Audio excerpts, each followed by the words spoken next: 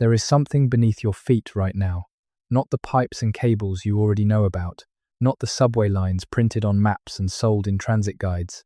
Something older, something that doesn't appear on any engineering diagram filed with any city hall in any province in this country.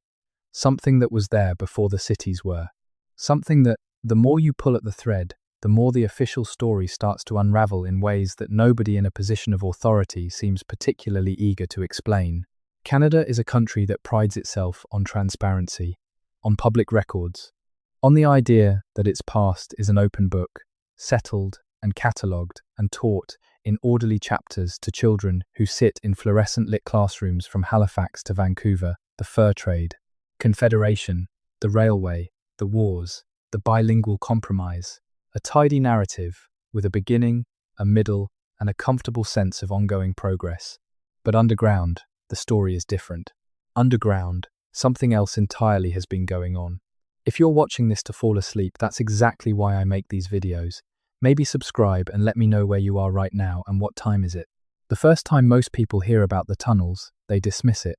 Of course, there are tunnels under Canadian cities.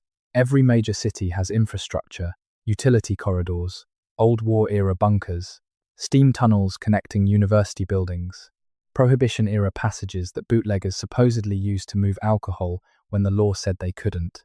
These are the explanations that get handed out like pamphlets at a tourist desk, neat and ready-made, designed to satisfy the casual curiosity of anyone who happens to glance downward for a moment.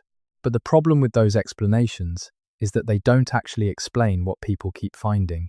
They don't explain the tunnels that are too old to have been built by anyone on the official record. They don't explain the passages that run for distances that no bootlegger operation could have financed or concealed.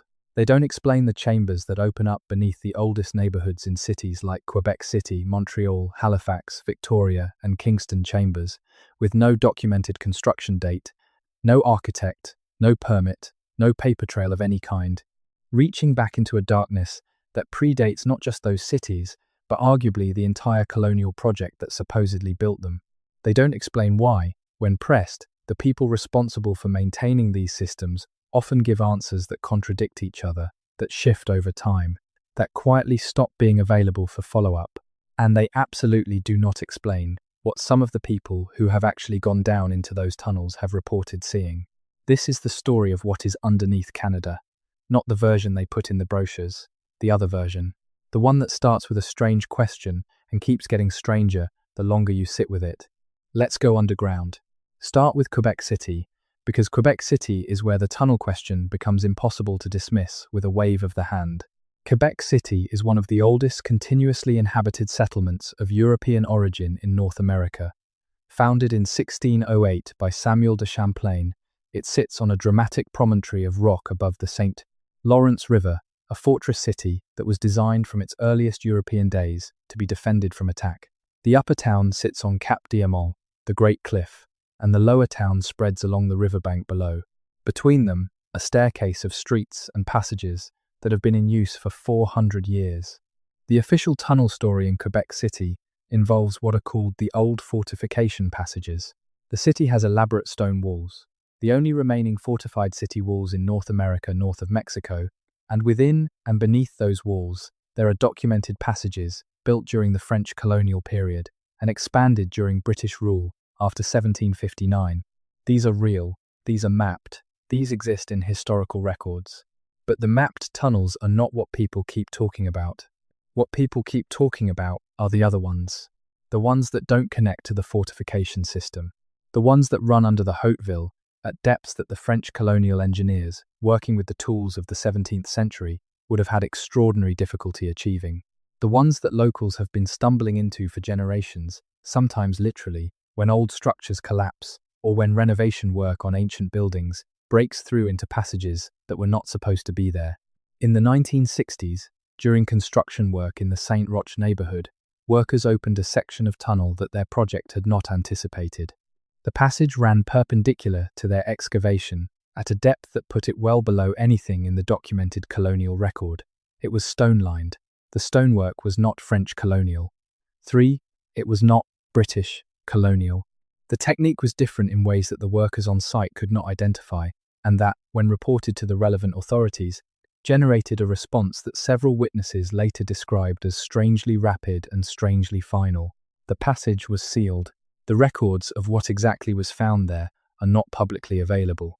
That pattern discovery, rapid official response, sealing, silence, appears so many times in the history of Canadian underground exploration that it starts to feel less like coincidence and more like policy. To understand why the tunnel question matters, you have to start with a more fundamental problem in the official history of North America. The story we are taught goes something like this. Before European contact, the land that is now Canada was inhabited by various indigenous peoples living in relatively small, mobile communities organized around hunting, gathering, fishing, and in some regions, agriculture. These were sophisticated cultures in many respects, the Longhouse civilizations of the Haudenosaunee Confederacy, the complex maritime cultures of the Pacific Northwest, the vast trading networks of the Plains nations, but they were, in the conventional academic view, peoples who did not build in stone on a large scale, who did not construct permanent underground infrastructure, and who certainly did not leave behind networks of tunnels running under what are now major urban centers. That's the conventional view. The evidence increasingly suggests the conventional view has some very significant gaps in it. Across Canada, particularly in the older settled regions of the East, there is a recurring archaeological problem that doesn't get discussed much outside of specialized academic circles. When you dig beneath the oldest European settlements, you don't always find what the chronology says you should find. You find layers that don't match. You find stonework that predates the documented construction above it by centuries, sometimes by what appears to be much more than centuries.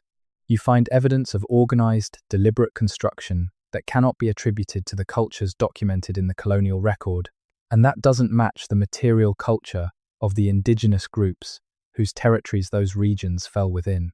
This is not a fringe claim made by enthusiasts on the internet. This is a documented archaeological puzzle that serious researchers have been quietly working around for decades, largely because the straightforward interpretation of the evidence creates problems for the standard historical narrative that the academic establishment has found consistently uncomfortable to address directly. The straightforward interpretation is this: somebody was building things in Canada before the people we have records of, and whoever they were, they built underground. Kingston, Ontario sits where Lake Ontario meets the St. Lawrence River, a location that has been strategically important for as long as humans have been moving through this part of the continent. The French built Fort Frontenac here in 1673.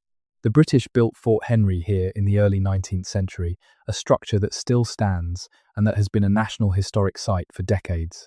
Fort Henry is interesting for a number of reasons, but the one that concerns us here is what lies beneath it. The official history of Fort Henry describes a standard British military fortification built in stages between 1832 and 1836 to defend the naval base and dockyards at Kingston against the threat of American attack following the War of 1812. The fort has documented ditch systems, caponiers, and various underground powder magazines and storage chambers, all of which are part of the toured historical site. What the tour doesn't cover is what the British engineers reported when they were preparing the site for construction. In the construction records from the early 1830s, which have been partially preserved in Library and Archives Canada, there are references oblique, carefully worded, the language of men who are not quite sure how to describe what they're dealing with, to pre-existing subterranean features at the construction site. The British engineers had to contend with what the documents describe, in different places, as old workings, prior excavations, and in one instance simply as passages of unknown origin that complicated the laying of the foundation. The British were meticulous engineers and meticulous record keepers. When they encountered something they didn't understand, they noted it. What they didn't do, in this case, was investigate it extensively. The passages were worked around, incorporated where convenient into the new construction, sealed where they interfered, and the records of exactly what was found, while partially preserved, are incomplete in ways that the archivists at Library and Archives Canada have noted but have not been able to fully explain. The gaps in the record are not random. They cluster around the specific time period when the underground features were being dealt with. That could be coincidence. It could also be something else. Before we go further, we need to talk about the Haudenosaunee. The Haudenosaunee Confederacy, also known as the Iroquois Confederacy, or the League of Six Nations, is one of the most sophisticated political organizations in pre-contact North American history. The Confederacy united 6 nations: the Mohawk, the Onondaga, the Cayuga, the Oneida, the Seneca, and later, the Tuscarora, in a system of governance so well designed that several founding fathers of the United States openly acknowledged it as an influence on the constitutional framework they were trying to create. The Haudenosaunee controlled a territory that extended from what is now upstate New York well into southern Ontario and Quebec. They were traders, diplomats, warriors, and farmers. They built longhouse villages that were substantial and permanent by any reasonable definition. They were, in every sense of the word, a major civilization. What they are not documented as building, in the standard historical record, is permanent underground infrastructure. But here is where the story gets complicated, because in the oral traditions of various Haudenosaunee communities, and in the oral traditions of several Algonquian peoples whose territories extended across much of eastern and central Canada, there are consistent references to underground places, not caves, not natural formations, underground places that were made, underground passages, underground rooms, places that existed before living memory, before anyone in those communities could say when they had been built, places that were old when the first stories about them were told, places that were treated with a mixture of respect and wariness that suggests they were understood as significant and as belonging to something larger than ordinary human construction. These traditions have been largely sidelined in academic discussions of pre-contact Indigenous history, partly because oral tradition is notoriously difficult to date, partly because the academic framework for understanding pre-contact North America doesn't have a good category for what these traditions appear to be describing, and partly, some researchers would argue, because taking them seriously requires asking questions that the dominant historical narrative finds destabilizing. What if Indigenous oral traditions about underground passages aren't metaphorical? What if they're descriptive? What if the people who were here before the Europeans arrived were themselves living alongside and in some cases actively using an underground infrastructure that was already ancient when their own cultures took their current forms? That would change a great deal about what we think we know. Halifax is a city built on rock. Nova Scotia's bedrock is ancient, geologically speaking, some of the oldest exposed rock on the North American continent, and the city of Halifax sits directly on it, which makes the tunnels under Halifax particularly interesting because you don't easily tunnel through ancient granite bedrock without leaving a record of the effort. And yet, Halifax has a tunnel problem. The documented tunnels are, again, real and acknowledged. The citadel, the star-shaped fortress that dominates the city's skyline, has documented underground passages dating to its various construction phases from the late 18th century onward. There are documented military passages elsewhere in the city. The question of Prohibition-era tunnels comes up in local histories, usually attached to stories about rum running from the city's waterfront bars. But beneath the documented tunnels, people keep finding more tunnels. The most significant episode in recent memory occurred during infrastructure work in the mid-2000s, when a utility company working on upgrades in the area around the downtown waterfront encountered what their excavation equipment initially couldn't explain. Sections of the excavation where the rock had already been cut, deliberately cut, in shapes and at depths that had nothing to do with any utility infrastructure that should have been there. The cuts were too precise for natural fracturing, too deliberate for random collapse, too deep for documented colonial construction of any period. And when the relevant municipal authorities were informed, and a brief assessment was conducted, the determination that came back was that the features were consistent with natural geological formations and that no further investigation was required. The workers who had been on site when the cuts were first encountered didn't entirely agree with that determination. Some of them still don't. There is a pattern emerging here, and the pattern is worth naming directly before we go further because it's going to keep appearing. When pre-existing underground features are encountered during construction or infrastructure work in Canadian cities, the sequence of events tends to follow the same basic outline: discovery, assessment by authorities, determination that nothing significant has been found, or that what has been found has a mundane explanation, cessation of further investigation, continuation of the original work, with the unexpected features either sealed, incorporated, or simply built around. This pattern could have a number of explanations. The most charitable explanation is bureaucratic. Government agencies and municipalities don't have the time or resources to fully investigate every unexpected geological or archaeological discovery, and the pragmatic response when you're on a construction deadline is to note it, make a preliminary assessment, and move on. There's nothing conspiratorial about that. It's just how large organizations manage competing priorities. A less charitable explanation is institutional. There is an established academic and governmental consensus about what Canadian pre-contact history looks like, and discoveries that don't fit that consensus create problems, legal problems around Indigenous land rights, historical problems for the dominant narrative, institutional problems for the agencies and academic departments that have built their credibility on the existing framework. In that reading, the pattern isn't a conspiracy so much as a structural bias. The system is not designed to find certain kinds of answers, and so it doesn't find them. The most uncomfortable explanation is the one that nobody in an official capacity will say out loud, that there are people who know what is down there, and that the knowledge is being deliberately managed. We're going to come back to that. First, let's go west.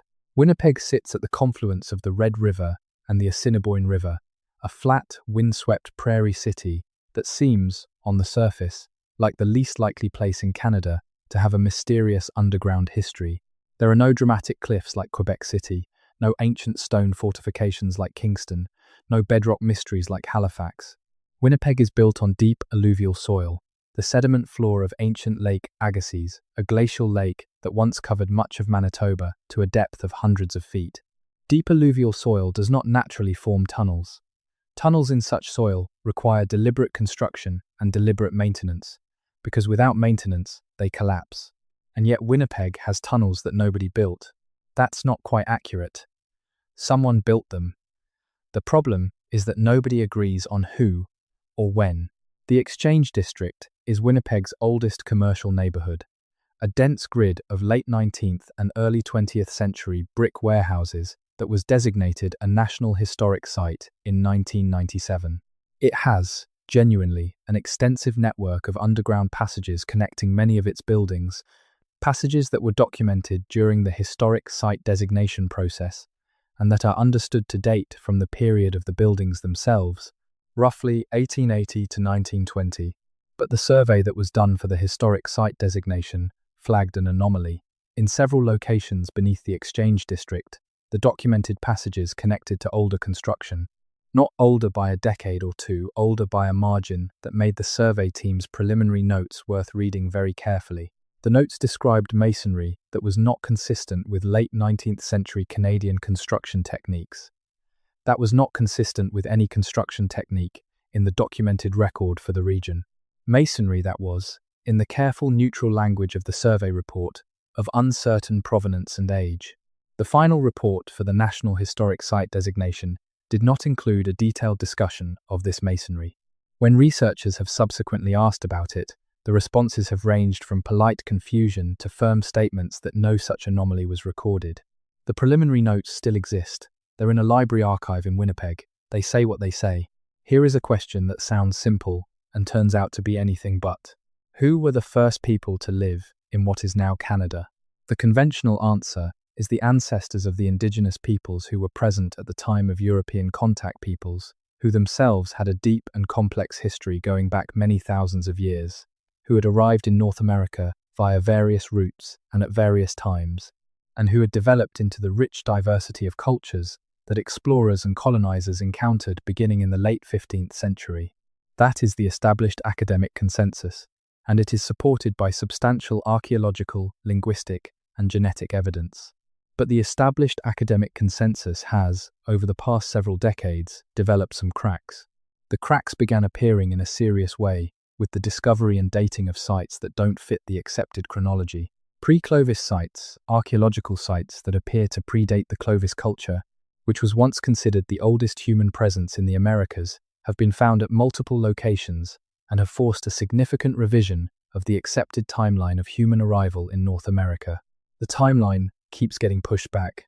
This matters for the tunnel question, because if humans were present in North America significantly earlier than the conventional timeline suggests, and the evidence increasingly indicates that they were then the window during which unknown builders could have constructed underground. Infrastructure in what is now Canada is much longer than the standard history allows for. A much longer window means more time for the construction of more things. It means more time for those things to be forgotten. It means more time for the official record to develop around a landscape that was already shaped by hands and tools and purposes that the official record doesn't account for.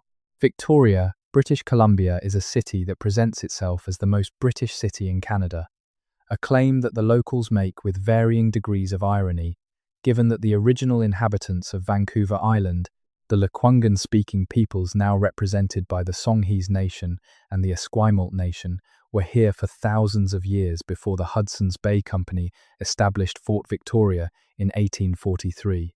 The Lekwungen peoples are a Coast Salish group, and like many Coast Salish peoples, they have a rich tradition of oral history that extends deep into pre-contact time.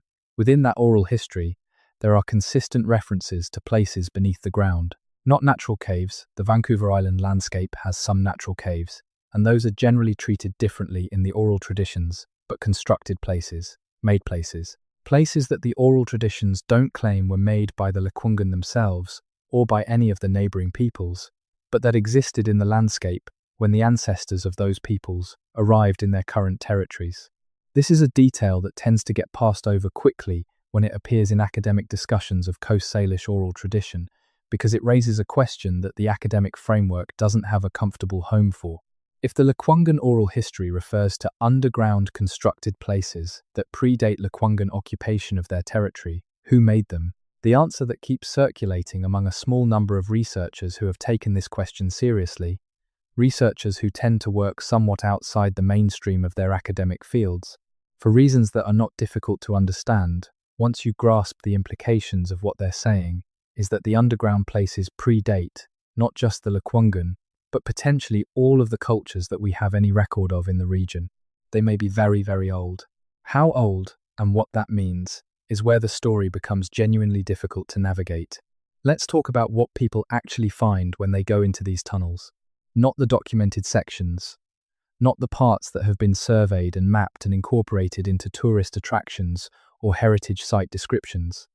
The other parts, the parts that the surveys flagged as anomalous, the parts that construction workers and infrastructure engineers have stumbled into, the parts that urban explorers, the community of people who make it their business to go into places they technically aren't supposed to go, have documented in photographs and videos and written accounts that circulate in communities that the mainstream historical establishment tends to regard with a mixture of condescension and careful non-engagement.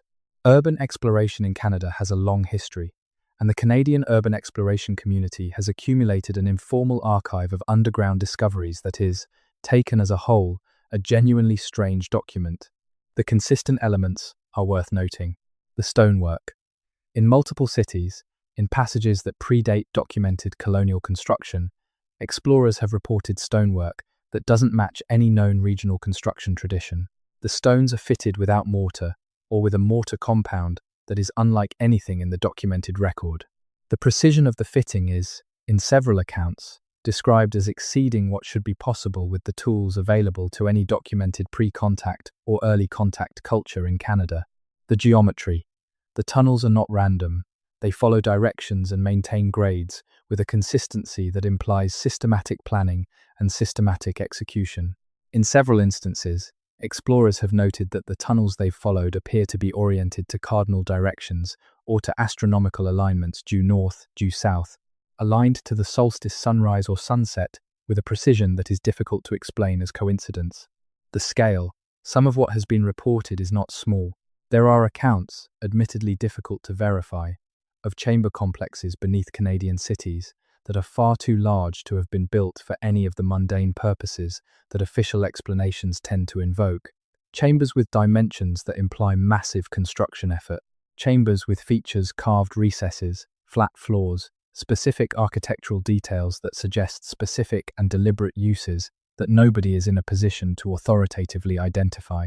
The absence of debris. In passages and chambers that appear to have been sealed for a very long time, there is sometimes very little debris. No collapsed material of the kind that would normally accumulate over centuries. The floors are sometimes described as swept, clean in ways that an abandoned space should not be. That last detail is the one that tends to stay with people longest. The story of Joseph Bouchette is not widely known outside of Canadian historical geography circles, but it is worth knowing. Bouchette was a surveyor, the Surveyor General of British North America, in fact, a position he held for several decades in the early 19th century. He surveyed enormous stretches of Canadian territory and produced detailed maps and reports that are still used by historical researchers today. His published works include extensive descriptions of the landscape, settlement, and features of the Canadian territories as he found them in the early 1800s. In his descriptions of several areas in Quebec and Upper Canada, Bouchette makes passing references to underground features that he did not document in detail, because documenting them was not his assignment, but that he clearly considered noteworthy. He mentions, in different contexts, passages and chambers that the local inhabitants spoke of that nobody claimed to have built, and that were understood to predate European settlement by an indeterminate but significant margin. Bouchette was a careful and credible observer. He was not given to fanciful speculation. His reports are sober, technical documents, which makes these passing references all the more interesting. He did not elaborate on them, probably because elaborating on mysterious underground passages of unknown origin was not what he was being paid to do, but he noted them because a careful observer notes what he sees. The references have largely been ignored in subsequent scholarship, which tends to focus on the aspects of Bouchette's work that fit within the established framework of Canadian historical geography. The passages he mentioned, the ones that nobody claimed to have built, have not been systematically investigated. Now, here's a question that the tunnel evidence forces us to take seriously. If there was a civilization in pre-contact Canada sophisticated enough to build extensive underground infrastructure, what happened to it? This is the question that tends to destabilize conversations about the topic, because several possible answers are genuinely disturbing. The first possibility is gradual cultural transformation. Civilizations don't always disappear in dramatic collapses. Sometimes, they transform, populations shift, technologies change, the social structures that maintain specific kinds of knowledge break down over generations, and what was once common knowledge becomes specialized knowledge, then restricted knowledge, then lost knowledge. If a sophisticated underground building culture existed in pre-contact Canada thousands of years ago, it's entirely possible that its descendants are still here, carrying partial memories of that past in oral traditions that have been systematically devalued and suppressed by 4 centuries of colonial disruption. The second possibility is catastrophic collapse. There is geological and climatological evidence for periods of rapid environmental change in North America over the past several thousand years. Changes severe enough to have destroyed large populations, disrupted trade and social networks, and ended specific civilizational projects. A collapsed civilization leaves archaeology. It doesn't always leave a clear narrative. The tunnels, in this reading, could be the infrastructure of a civilization that was overwhelmed by something, a climate event, an epidemic, a sustained period of social breakdown, and that never recovered the capacity to fill in its own historical record. The third possibility is the one that requires the deepest breath to say clearly, the tunnels were not built by a human civilization that is missing from the historical record. They were built by something else.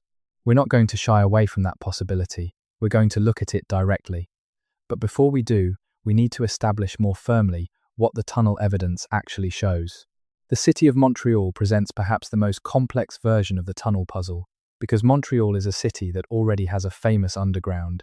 Réseau, the underground city, as it's commonly called in English, is the world's largest underground complex, a network of climate-controlled tunnels connecting shopping centers, hotels, offices, metro stations, and other facilities across roughly 33 kilometers of passages in the downtown core. It was developed beginning in the 1960s and has been expanded repeatedly since. It is one of the genuine engineering marvels of 20th century urban planning, and it is entirely documented, entirely mapped, and entirely mundane in the sense that we know exactly who built it and when. But beneath Réseau, which was built in the second half of the 20th century, and beneath the 19th century and earlier layers of Montreal's history, there is an older layer that has been generating quiet archaeological controversies for a long time. Montreal's Old Port District sits over some of the oldest continuously occupied ground in what is now Quebec. Pointe à Calière, the site where the city of Ville-Marie was founded in 1642, is now a museum that has done extensive archaeological work on the layers beneath the modern surface. The museum's archaeological work has been carefully documented and has produced important findings about the early French colonial period and about pre-contact indigenous occupation of the site. What the museum's public materials discuss less thoroughly is what the deeper excavations have found beneath the layers that fit comfortably into the established narrative. Researchers who have spent time with the detailed archaeological reports from the Pointe à Calière site, not the public-facing materials, but the technical reports have noted that the pre-contact layers include features that the reports describe in carefully neutral language as structural anomalies. Features that the archaeological team was not able to attribute to any known pre-contact culture with confidence. Features that were, in the language of one internal document, consistent with deliberate excavation and shaping, but inconsistent with the expected material culture of the identified pre-contact occupation. Those features are documented. They are not widely discussed. The relationship between the Catholic Church and the underground history of Canada is a thread that appears repeatedly in this story and that deserves its own careful attention. When the French established their colonial presence in what they called New France, the Catholic Church was not just a religious institution, it was a governing institution. The Jesuits, the Sulpicians, the Recollects, the various religious orders that established missions across New France in the 17th and 18th centuries were the most systematic record keepers of the colonial era, and their documents survive in archives in Quebec, Paris, and Rome. Among those documents are mission reports, letters, and journals that contain references to the underground that are difficult to explain away. The Jesuit Relations, the series of annual reports that Jesuit missionaries in New France sent back to their superiors in Paris, covering the period from 1632 to 1673, are an extraordinary historical resource. They contain detailed observations about indigenous peoples, landscapes, languages, customs, and beliefs that no other source of the period matches in comprehensiveness. And within the Jesuit Relations, there are passages that refer to underground places. The references are scattered, some of them clearly describing natural caves or geological features, others clearly describing man-made structures of indigenous construction. But there is a third category of references, a small but consistent set of passages in which the missionaries describe underground places that they themselves clearly found inexplicable.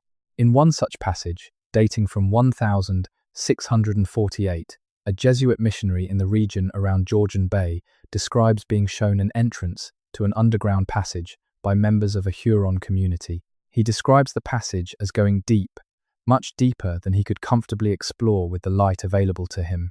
He describes stonework that he compares to European masonry, but that he clearly understands is not of European origin. He describes the passage going in a direction that, if it continued as far as his guides suggested it did, he would have taken it well beneath the lake. He does not return to the subject. The following year's report is focused on different concerns. The Huron communities in that region were being devastated by epidemic disease and by Haudenosaunee raids, and the missionaries' attention was necessarily elsewhere. But the description is in the historical record. It has been there for nearly 400 years. The Jesuits were not naive observers. They were educated men, trained in both theology and natural philosophy, accustomed to making distinctions between the natural and the supernatural, between the explicable and the inexplicable. When they wrote about something they didn't understand, they wrote about it carefully, with the vocabulary of men who were trained to be precise, which makes several later Jesuit documents from the period of the 18th century particularly interesting. In 1733, a Jesuit at a mission in what is now northern Quebec wrote to his superior in Quebec City about a discovery that members of the Cree community near the mission had brought to his attention. He described being taken to a location in the forest where, beneath a distinctive rock formation, there was an opening. He descended into the opening with a torch. He found a passage. He followed it for a distance that, in his estimate, took roughly a quarter of an hour of walking. He then encountered what he describes as a room, a word he uses deliberately, distinguishing it from a natural cave or grotto, with walls that showed clear evidence of having been worked by tools. He found in the room several objects that he does not describe in detail, but refers to as being of a kind he had not previously encountered and could not identify. He then does something interesting. He does not report this to the civil authorities. He reports it only to his superior, in a letter marked for the attention of the superior alone. He asks for guidance about how to proceed. The response letter, if there was one, does not appear in the archive. The original letter survives only because it was copied into a collection of mission correspondence that was compiled in the 19th century and that has been preserved in the archives of the Society of Jesus in Rome. It was not included in the major published editions of 18th century Jesuit correspondence. It was found by a researcher in the 1990s who was looking for something else. The archives of the Society of Jesus in Rome are not a secret archive. They are a research archive. Scholars apply for access. Access is granted, subject to certain conditions. The archives are vast, covering centuries of correspondence from missions around the world, and are imperfectly catalogued in the sense that any archive of that scale and antiquity is imperfectly catalogued. But there is, within the Rome archives, a category of documents that carries a classification status that is unusual for a historical archive, a designation indicating that access to these specific materials requires authorization from a level of the Jesuit hierarchy that goes significantly above the ordinary research access protocol. The documents in this category, insofar as their general subject matter is known, include materials relating to mission discoveries in New France and in New Spain that were deemed, at the time of their creation, to require restricted handling. Researchers who have inquired about this category of documents have generally received polite acknowledgement that the category exists, followed by a period of administrative processing, followed by a determination that the specific materials they are inquiring about are either not available for public access at this time or are no longer in the location where the catalogue indicates they should be. This is not, in itself, proof of anything specific. Archives lose things. Categories get misapplied. Bureaucratic determinations about access change over time and are not always made on the basis of the actual content of specific documents. But it is worth noting. Let's move to something more concrete. In 1972, during the construction of a new wing of a hospital in Moncton, New Brunswick, workers encountered a section of tunnel that was not on any plan. The tunnel ran at an angle beneath the construction site, and when the site supervisor reported it, a team from the provincial department responsible for infrastructure was sent to assess it. The assessment took 2 days. At the end of the 2 days, the provincial team issued a brief report stating that the tunnel was a previously undocumented section of the 19th century municipal sewer system and that no further investigation was required. One of the workers who had been present when the tunnel was first opened later told a local newspaper reporter a different story. He described the tunnel as being too deep to be a sewer below the frost line by a margin that didn't make sense for the construction period implied by the official assessment, and as being lined with a type of stone that he had personally never seen used in any building or infrastructure in the Maritimes. The newspaper story was published in a local paper in 1973. It generated a brief flurry of letters to the editor. Then, it stopped being discussed. The reporter who wrote the story, when contacted by a researcher in the 1990s who was investigating the tunnel question more broadly, said that after the story was published, she had received a call from someone at the provincial government suggesting that she had been misled by her source and that the assessment team's report should be treated as definitive. She did not follow up. The story had already moved on. The tunnel is now beneath the expanded hospital. No one who currently works at the hospital has any record of it having been there. There's a question that comes up in every serious investigation of Canadian pre-contact history, and that is the question of the Norse. The Norse reached North America. That is not in dispute. The settlement at L'Anse aux Meadows in Newfoundland, discovered in 1960 and dated to approximately 1000 CE, established definitively that Norse explorers were in North America roughly 500 years before Columbus, which is as much as the mainstream academic community was willing to concede. But the Norse sagas describe a far more extensive engagement with the lands west of Greenland than a single briefly occupied settlement in Newfoundland would suggest. The sagas describe multiple voyages, multiple contacts with indigenous peoples, whom the Norse called the Skraeling, multiple attempts to establish more permanent presence, and exploration of coastlines that extend well beyond anything that the Lance Meadows site can account for. Academic historians have generally treated the saga accounts as a mixture of genuine historical memory and literary elaboration, using them as a framework within which specific verified discoveries like Lance Meadows can be placed, without necessarily accepting that everything the sagas describe reflects literal historical events. But the sagas describe things that, if they are literal, are genuinely significant. They describe the Norse encountering not just mobile hunter-gatherer communities, but settled peoples.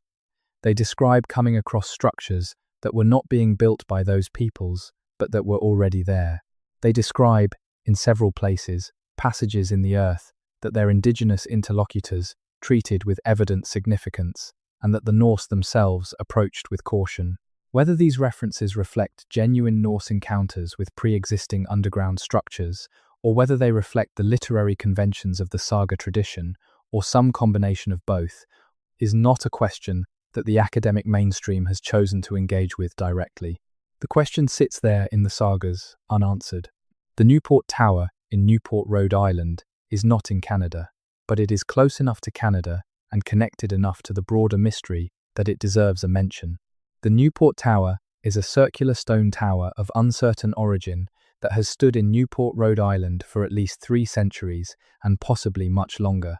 It is about 8 meters in diameter, supported on round stone pillars, and constructed in a style that has generated enormous academic controversy. The mainstream view is that it was built in the mid-17th century by Benedict Arnold, the colonial governor of Rhode Island, as a mill. A minority but persistent view, supported by architectural analysis and certain carbon dating results, is that it was built much earlier, possibly by Norse explorers or by some other group of pre-Columbian European visitors. What connects the Newport Tower to the Canadian tunnel question is not its architecture per se, but what has been found beneath it. In several episodes of archaeological investigation under and around the tower, researchers have found evidence of subsurface features that predate any documented construction on the site. Some of these features appear to connect to a subsurface system of considerable extent. That last sentence is vague because the documentation of those subsurface features is vague, incomplete investigations, incomplete documentation, the by now familiar pattern of preliminary findings followed by the cessation of further inquiry. What we can say is that the Newport Tower sits at the southern end of what several researchers have proposed is a corridor of pre-contact enigmatic sites extending from Rhode Island through New England and into Atlantic Canada. A corridor that includes anomalous stonework, anomalous underground features, and a consistently frustrating pattern of official engagement with those features. The corridor, if it is a corridor, runs through some of the oldest European settlements in North America, which means that whatever was there before the European settlements was there to be encountered by the first generations of settlers, was encountered, was noted in some cases, and was then systematically, it begins to seem not pursued. Before we go back underground, we need to talk about the Tunit. The Tunit, also called the Dorset people in the archaeological literature, were a pre-Inuit Arctic culture that flourished across a vast swath of the Canadian Arctic, from approximately 800 BCE to roughly 1500 C. They were sophisticated Arctic hunters, adapted to conditions that challenge modern humans with all of our technology, and they left behind an archaeological record that has been substantially studied. The Inuit, who eventually displaced the Tunit, and who have inhabited the Canadian Arctic ever since, have oral traditions about the Tunit that are consistent and specific. The Tunit are described as strong people, very strong, much stronger than normal humans, who built large structures that the Inuit themselves could not have built. They are described as being shy or afraid of the Inuit, retreating when the Inuit arrived in their territories, eventually disappearing. And they are described as living partly underground. This matches the archaeological record well enough. The Tunit built sod houses that were partially subterranean, a sensible adaptation to Arctic conditions. The academic literature attributes the Tunit's underground living to climate adaptation and leaves it at that. But the Inuit oral traditions, describe tunit underground places that go beyond what archaeologists have identified as tunit domestic structures. They describe passages. They describe spaces too large for domestic use. They describe underground features that the tunit apparently used for purposes that the Inuit did not entirely understand. Some researchers who have worked closely with Inuit communities in the Arctic have documented these aspects of the oral tradition in detail. The documentation exists. It circulates in academic contexts. It tends to be noted as interesting and then set aside because the framework for interpreting it isn't clear, and in academic culture, findings without a clear interpretive framework tend to stay in footnotes. But the tunit were real. They built things. The things they built include underground features that are not fully accounted for in the standard documentation of their culture, and the tunit, whose people disappeared from the Arctic roughly 500 years ago, are not the only pre-contact culture in Canada whose underground constructions don't quite fit the established categories. Let's talk about what the government knows. This is a section where evidence is harder to get at, for obvious reasons, so what follows is a combination of documented fact, credible inference, and acknowledged speculation, and it's worth being clear about which is which. The documented facts. The federal government of Canada has, through various agencies and departments, conducted assessments of underground features in the course of major construction projects, archaeological reviews, and national park management across the country for many decades.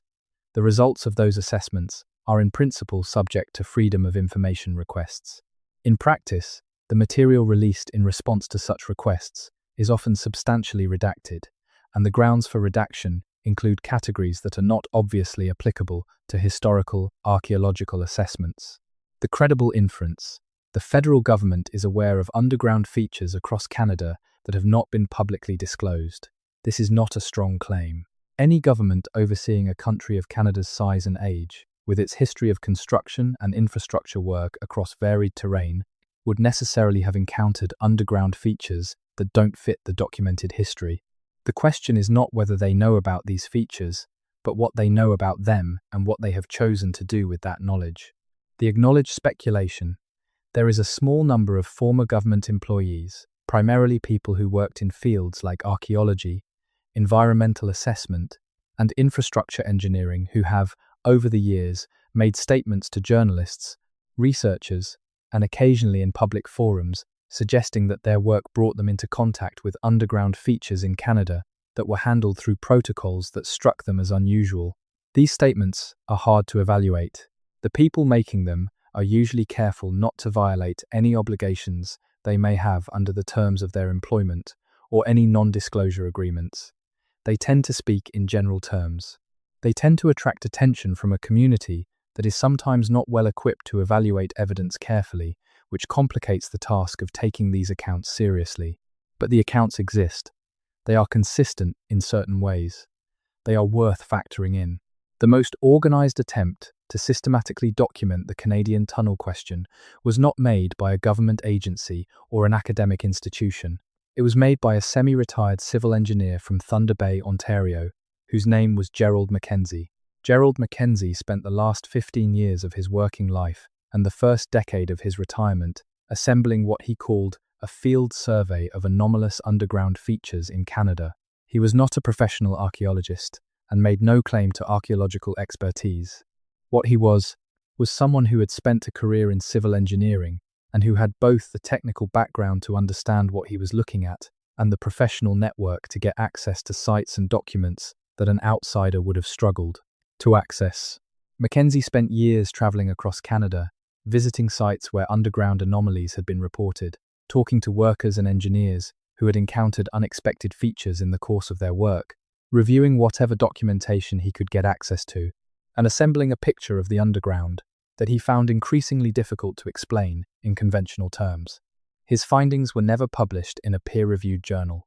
He was not in a position to publish in that format, lacking academic affiliation, and the findings themselves were of a kind that academic journals in the relevant fields would have found difficult to accept without more rigorous documentation than he was able to provide. What he did instead was compile his findings into a series of self-published reports that circulated among a small community of researchers interested in the topic, and that have since been digitized and are available in various places online to anyone who goes looking for them. The reports are technical documents, not sensational ones.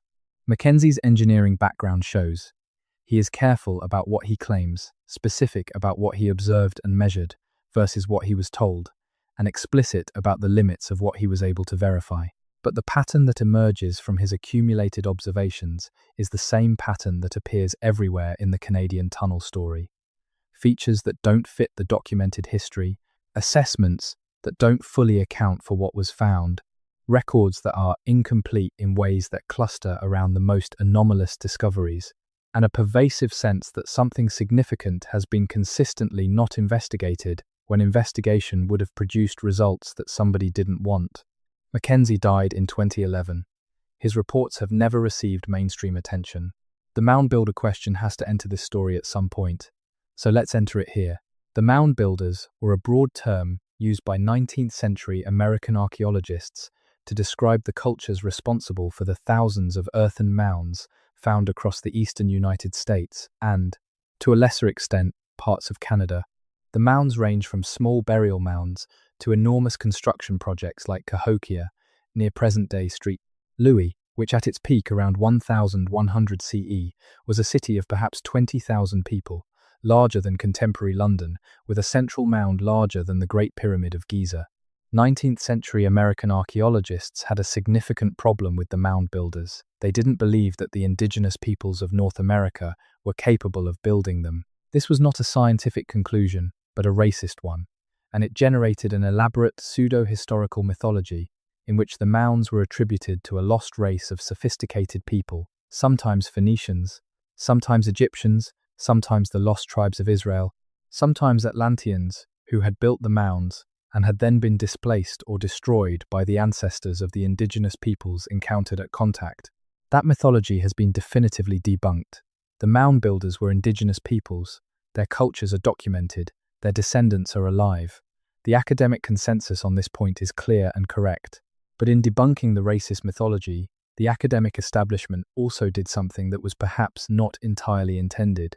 It became so allergic to the idea that North American pre-contact history could contain significant surprises that the field as a whole became structurally reluctant to pursue questions that might, if answered honestly, suggest that the official narrative was still incomplete in important ways. The underground question is one of those questions. The debunking of racist mound builder mythology does not mean that there are no mysteries in Canadian pre-contact history. It does not mean that every underground feature has a simple explanation. It does not mean that the landscape was as empty and as fully understood as the dominant narrative suggests. The racist mythology was wrong about almost everything, but it was addressing a real puzzle. There are things in the North American landscape that are hard to explain, and replacing one wrong explanation with a comfortable silence is not an improvement. There are specific sites in Canada where the tunnel question becomes almost unavoidable because the physical evidence is too substantial to explain away with the usual tools. One of those sites is in the eastern townships of Quebec, a region of rolling hills and farmland southeast of Montreal that was settled primarily by English-speaking colonists after the American Revolution, and that has a surface history that is relatively well documented from the early 19th century onward. What the surface history doesn't account for is what farmers in the eastern townships have been finding in their fields, their cellars, and their woodlots for the better part of 2 centuries.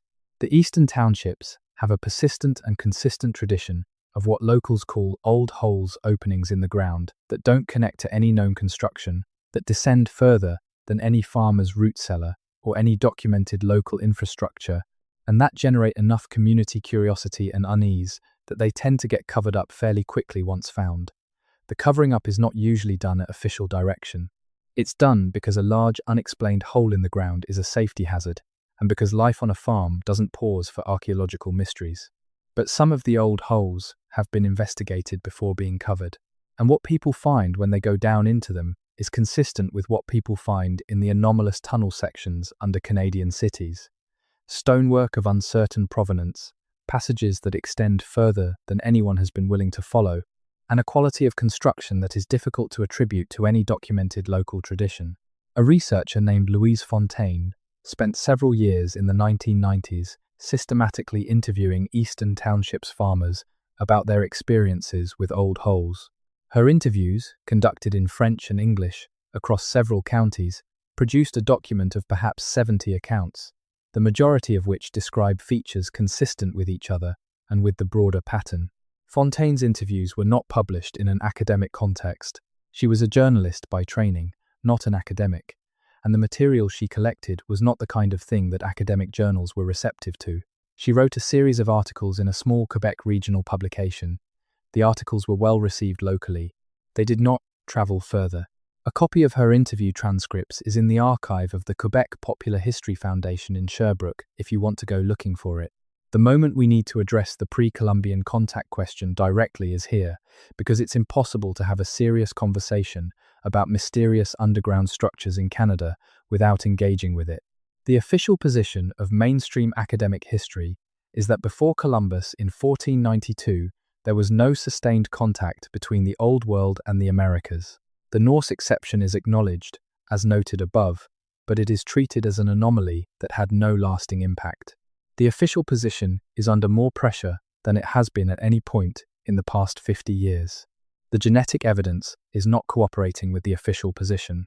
Studies of indigenous American populations have found genetic signals that are difficult to explain within the framework of complete isolation from 1492 backward to whenever the initial settlement of the Americas occurred. There are signals suggesting contact with Polynesian populations.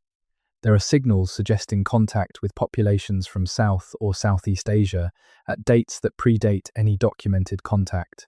There are, in a small number of studies with contested but not definitively refuted methodology, signals that some researchers have interpreted as suggesting Old World contact much earlier than the Norse period.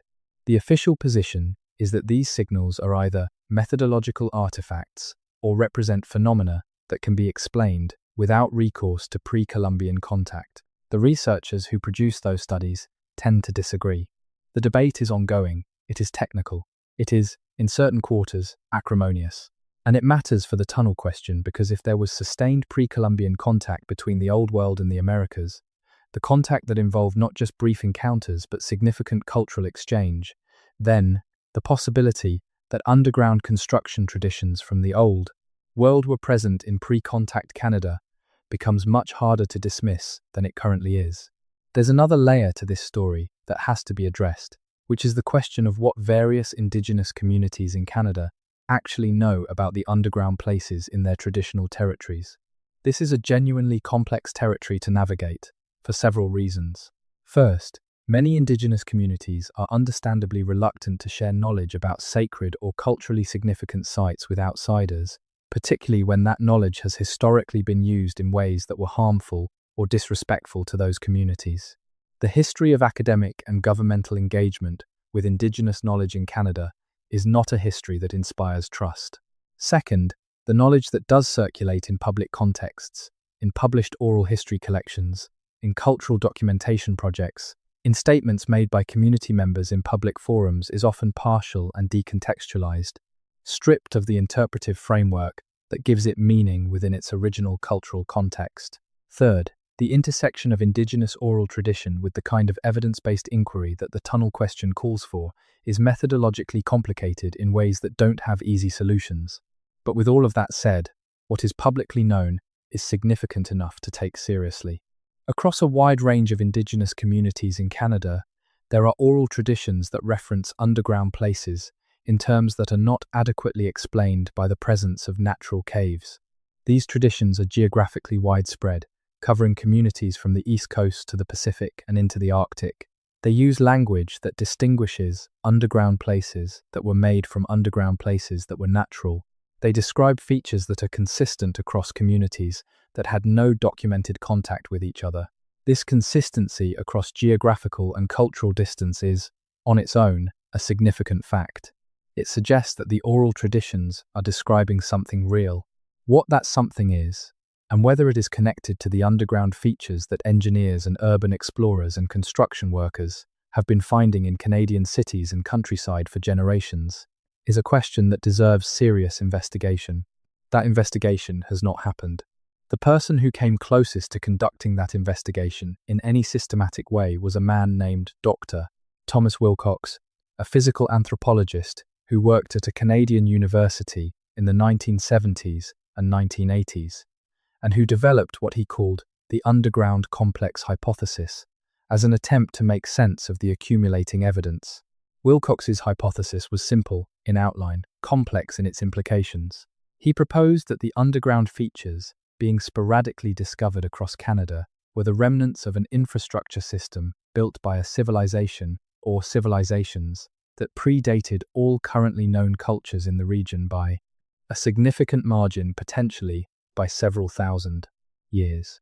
He proposed that this civilization had been sophisticated enough to construct underground passages and chambers for reasons that likely had both practical and ceremonial dimensions. He proposed that the civilization had collapsed or transformed so thoroughly that it left no clearly recognizable surface record, only the underground infrastructure, which had survived because underground construction is inherently more durable than surface construction, and because the people who came after both the indigenous peoples of the pre-contact period and the European colonizers had encountered the tunnels, noted them, sometimes used them, but had not had the framework or the inclination to investigate them systematically. Wilcox published 2 papers on the underground complex hypothesis in 1978 and in 1984. Both were published in a journal that, while legitimate, was not a flagship publication in his field, and both received limited engagement from the academic mainstream.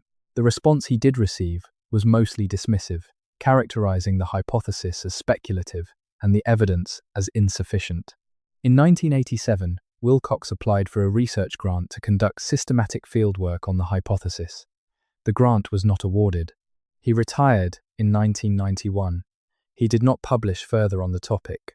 In a brief interview given to a small publication focused on alternative archaeology in 1997, Wilcox said, and this is a direct quote, which has been verified against the original publication, that he was not permitted to say more about certain aspects of his research than he had said publicly, and that there were people in positions of institutional authority who had been very clear with him about the limits of what was acceptable to pursue in this area.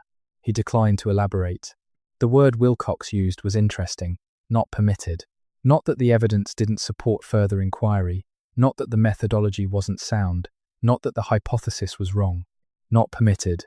That's a specific kind of statement. It implies an external constraint, an instruction from someone with the authority to give it, a line that had been drawn and that Wilcox understood he was not to cross. This is the point in the story where the question of who built the tunnels begins to merge with the question of who decided that the tunnels should not be seriously investigated, and why. Those are not the same question, but they might have the same answer. Let's go back to the physical evidence for a moment, because it's easy to lose track of it in the broader narrative. And the physical evidence is what grounds everything else. The stonework, in multiple locations across Canada, in passages and chambers that have been accessed by various people over various periods of time, the stonework is consistent in certain key ways. The stones are fitted with a precision that exceeds what the available documentation of pre-contact construction in Canada would predict. The materials used, particular kinds of stone, sometimes appear to have been brought from distances that imply either extensive quarrying operations or long-distance transport, both of which suggest organizational capabilities beyond what the standard history allows for. The absence of mortar in much of the fitted stonework is a technique that was used by a number of ancient building cultures around the world, but that doesn't have a clear equivalent in the documented pre-contact record of Canada. The geometry. Multiple independent observers across multiple sites have noted that the tunnels are oriented in ways that appear deliberate. Cardinal directions appear repeatedly. Astronomical alignments have been proposed for several sites. The grades, the slopes at which the passages descend or ascend, are consistent enough to suggest that the builders had a method for establishing and maintaining precise grades over distance, which is a significant engineering capability. The connections. There is growing anecdotal evidence and some limited survey evidence that the tunnel systems in different Canadian cities are not entirely isolated from each other, that they connect, in some cases over considerable distances, through what would have to be extensive underground passages in the Canadian landscape, The evidence for this is the hardest to evaluate because the full extent of what lies underground has never been systematically surveyed, and the bits and pieces that have been accessed don't allow for confident conclusions about long-range connections. But the possibility keeps coming up, and the people who have raised it are not, in most cases, people who started out looking for it. In 2004, a team of students from a Canadian university conducted what they called an independent underground survey of a section of downtown Ottawa. They were urban explorers with access to some survey equipment, and their stated goal was to document the accessible underground infrastructure in the core of the national capital. What they documented in the accessible, known tunnels was unremarkable. What they stumbled into in the course of their survey was not. In a section beneath a parking structure near Parliament Hill, the team found an opening in the floor of a documented utility tunnel that led to a lower passage. The lower passage ran in a direction that, as they followed it, took them away from Parliament Hill rather than toward it, out under what they estimated was the Ottawa River floodplain. They followed it for approximately 40 minutes before turning back, partly because their lights were beginning to concern them, and partly because the passage was showing no signs of ending. The team produced a detailed written account of what they found and posted it on an urban exploration forum. The account included photographs and a rough, hand-drawn map. The account was online for approximately 3 weeks before the forum on which it was posted experienced a technical issue that the forum's administrator could not fully explain, and the thread in which the account had been posted was among the content that was lost. Screenshots of the account circulate occasionally in communities that follow the Canadian underground question. The students who conducted the survey, who were identifiable from their username handles, have never publicly discussed the survey again. Several of them have declined specific requests for follow-up. The national capital has a particular resonance in the tunnel story, because Ottawa, along with Gatineau across the river, sits at the boundary between Ontario and Quebec, in a region that was a significant indigenous gathering place for centuries before European contact. The confluence of the Ottawa River and the Rideau River was a place of cultural importance and active habitation, and the general area has an archaeological record extending back many thousands of years. What it does not have, in the official record, is a detailed account of what lies beneath it. The parliamentary precinct, which encompasses Parliament Hill and the surrounding federal buildings, has undergone extensive construction and renovation work over the decades, including major underground infrastructure work associated with various renovation projects. The work has been conducted under strict security protocols, and the documentation of what has been found in the course of that work is managed by the federal government. Freedom of information requests regarding archaeological findings in the course of parliamentary precinct construction work have produced responses that acknowledge the existence of such findings, and then proceed to describe the findings in terms so general as to be nearly uninformative, with specific details redacted under provisions covering matters that are, in the relevant determinations, considered sensitive for reasons that are not specified in the public disclosure. This is, in a country with genuine freedom of information legislation, an unusual response to questions about historical archaeology. It suggests that what has been found beneath Parliament Hill is considered, by whoever made the determination to restrict that information, to be something worth not disclosing. We've been circling the most radical interpretation of the evidence for a long time now, and it's time to address it directly. There are people, some of them researchers with genuine credentials, some of them enthusiastic amateurs, some of them frankly credulous individuals who are not making careful evidentiary distinctions, who argue that the underground features in Canada are not the product of any human civilization, known or unknown, who argue that the tunnels are too well made, too extensive, too ancient to be the work of any human culture that could have existed in North America in the time frame the evidence suggests, who argue, in other words, that whoever built the tunnels was not human. Let's be precise about what this argument actually claims. It is not, in its more careful formulations, arguing for extraterrestrial visitors. It is not arguing for a magic explanation of any kind. What it is arguing is that the evidence, taken seriously, points toward a presence in pre-contact North America of beings whose capabilities exceeded those of any documented human culture of the relevant period. Whether those beings were a separate branch of the hominin evolutionary tree, a sophisticated cousin species that disappeared from the record without leaving a clear fossil record, or whether they were anatomically modern, humans, with a level of technical capability that far exceeds what the conventional timeline of human technological development allows for, or whether they were something else entirely, is precisely the question that the argument acknowledges cannot yet be answered. What the argument claims is that the evidence doesn't fit any comfortable explanation, and that the discomfort of the evidence should be the starting point for inquiry rather than a reason to stop looking. The indigenous oral traditions of Canada are interesting in this context because they frequently describe the makers of underground places not as ancestors of the indigenous peoples themselves, not as known human groups, but as others, as beings who were here before, who left, and whose work remains. Sometimes these beings are described in terms that make them sound like a vanished, human-like people. Sometimes they are described in terms that resist that categorization. The Haudenosaunee have a concept called the stone giants, beings of great physical power that appear in several traditional narratives and that are associated, in some versions, with places underground. Whether the stone giants are intended as literal beings, as metaphors for forces of nature, as encoded memories of some actual historical encounter, or as all of these things simultaneously, is a question that the oral traditions themselves don't answer in the way that modern Western scholarship would want them to. But they are there, in the traditions. And the traditions are consistent. The Mi'kmaq people of Atlantic Canada are among the indigenous peoples with the longest continuous oral tradition in the region, stretching back long before European contact.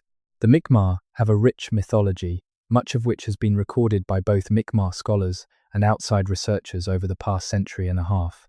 Within Mi'kmaq oral tradition, there is a recurring figure called Glooskap, a cultural hero and transformer figure who appears in countless stories and who is associated with the shaping of the landscape.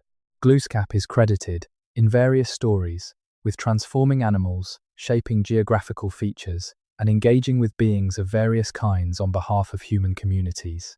Several Glooskap stories involve underground places. In these stories, underground passages and chambers are places of power and danger, places where Glooskap encounters beings or forces that are not of the ordinary world.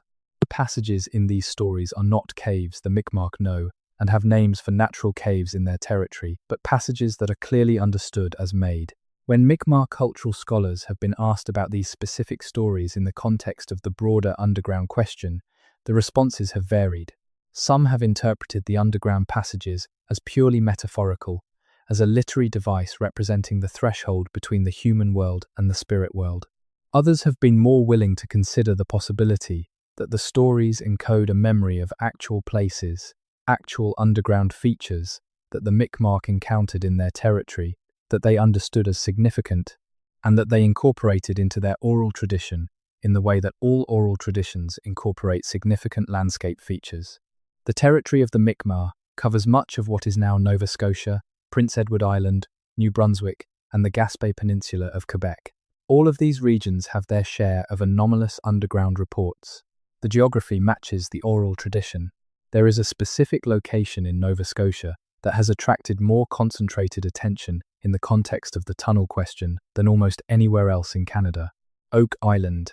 Oak Island is a small island in Mahone Bay that has been the focus of the longest continuously running treasure hunt in North American history, a quest that has been going on with varying intensity since 1795.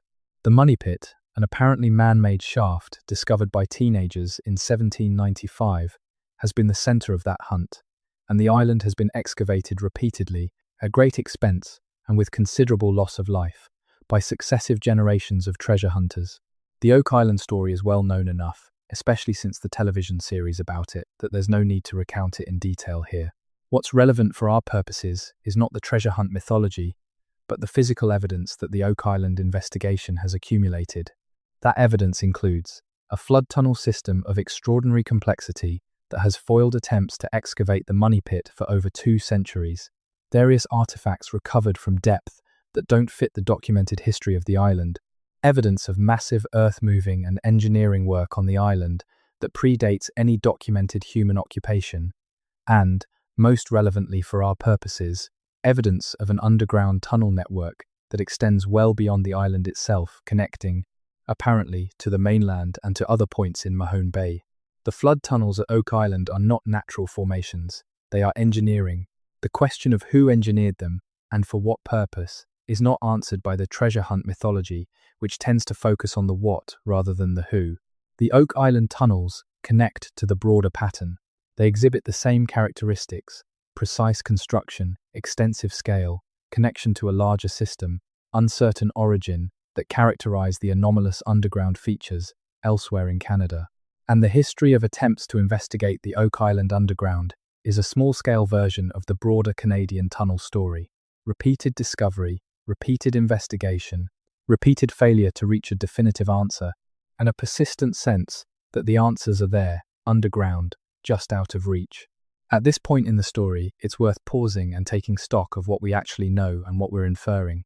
What we know: there are underground features across Canada that don't fit the documented history.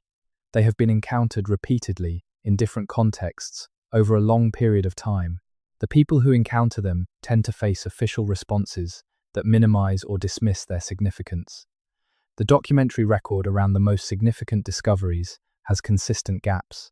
Indigenous oral traditions across a wide geographic range reference underground constructed places in terms that suggest they are describing real features. The physical characteristics of the features that have been documented are consistent across sites. What we're inferring: that these features are connected, either as parts of a single system or as products of the same culture or civilizational project. That their existence is known to authorities who have chosen not to publicize or investigate it systematically. That the reason for that choice involves the implications of what a thorough investigation might reveal. What we don't know: who built the features, when, for what purpose. What a full survey would reveal about their extent. What, if anything, those features currently contain. The gap between what we know and what we don't know is exactly where the wild speculation lives, and it's important to be honest about that gap, while also being honest about the fact that the gap exists because the investigation that would close it has not been done. The question is, why? The why has several possible components. One component is straightforwardly political. In the context of Indigenous land rights and treaty negotiations, any evidence of sophisticated pre-contact civilization in Canada has significant legal and political implications. If the underground features are the work of a previously undocumented, sophisticated pre-contact culture, and if that culture can be connected to any living Indigenous community, then questions of land, title, cultural heritage, and territorial rights become enormously more complex than the existing legal framework is designed to manage. The incentive to keep this question quiet, from the perspective of the federal government and the provincial governments, is substantial. Another component is religious. Canada is a secular state in its self-presentation, but the historical role of the Catholic Church in establishing and maintaining the colonial order has not been entirely severed. The implications of sophisticated pre-contact construction in North America for conventional religious understandings of human history, and particularly for understandings that place the origin of human civilization firmly in the Old World and within the timeframes that conventional biblical chronology allows for, are complicated at minimum and destabilizing at maximum. The Church has navigated similar challenges before, in other parts of the world, in ways that involve careful management of information. A third component is epistemological. The academic establishment has built its credibility on a specific understanding of pre-contact North American history, and that understanding is embedded in institutional structures, career pathways, funding mechanisms, and publication norms that make it very difficult to pursue questions that challenge the fundamental framework, regardless of what the evidence suggests. This is not a conspiracy, it's a structural feature of how knowledge institutions work. But the effect is similar to a conspiracy from the outside. Questions that should be investigated are not. Findings that should be followed up on are not. And the people who try to push against the structural inertia tend to find themselves professionally marginalized in ways that discourage others from trying. All three components probably contribute to the pattern we've been documenting. None of them, individually or together, fully explains it. There is one more piece of evidence that needs to be put on the table before we can reach any kind of conclusion, and it is the most difficult piece to evaluate. which is probably why it tends to be saved for last in discussions of this topic. There are documented cases of people entering anomalous underground passages in Canada and not coming back out. Not many cases, not a regular occurrence, but enough that the pattern is there if you know to look for it. The most thoroughly documented case occurred in 1952 in a location near Thunder Bay, Ontario, that I'm deliberately not being more specific about, partly because the families involved have asked for privacy, and partly because the location remains somewhat accessible and the situation underground is unknown. In 1952, 4 members of a survey team working for a provincial mining concern entered a system of underground passages that they had discovered in the course of their geological survey work. The passages were not mapped. They entered to assess their extent and potential significance for the mining survey. 2 of the 4 came out. The 2 who came out were not able to clearly describe what happened to the other 2. They reported that the group had become separated in a section of the passage system where the tunnels branched, and that attempts to locate the missing members had been unsuccessful. They reported the incident to the mining company. The mining company reported it to provincial authorities. A search was conducted. The search did not find the missing team members. The search also did not find the branching tunnel section where the separation had occurred. The official determination was death by misadventure in an underground geological feature. The 2 survivors maintained to the end of their lives that the feature they had entered was not a natural geological formation. One of them wrote a brief account of the incident, focusing primarily on the characteristics of the passage system that was circulated privately among a small number of people interested in the topic, and that is, again, available in archived form if you know where to look. He described the passage system as enormous, as going deeper than any of them had expected, as showing, in the sections where they had been able to observe the walls closely, characteristics of deliberate construction that he had never seen in any natural geological formation in his career. And he described, just before the group became separated, having entered a section of the passage where the tunnel widened into something he called a hall, not a chamber, not a cave, but a hall, a word he used deliberately, a word that implies a structure, a designed space, something built with intention and purpose. He never returned to the site. He never found anyone willing to return with him. He died in 1987, still not knowing what happened to the 2 people who didn't come back out. The pattern of the Canadian underground is, when you lay it all out, both more extensive and more coherent than it might initially appear. Across the oldest European settled regions of the country, underground features exist that predate the documented colonial history. Some of these features have been encountered in the course of construction and infrastructure work, and have been officially assessed and officially not investigated further, with the documentation of those assessments showing consistent gaps around the most anomalous findings.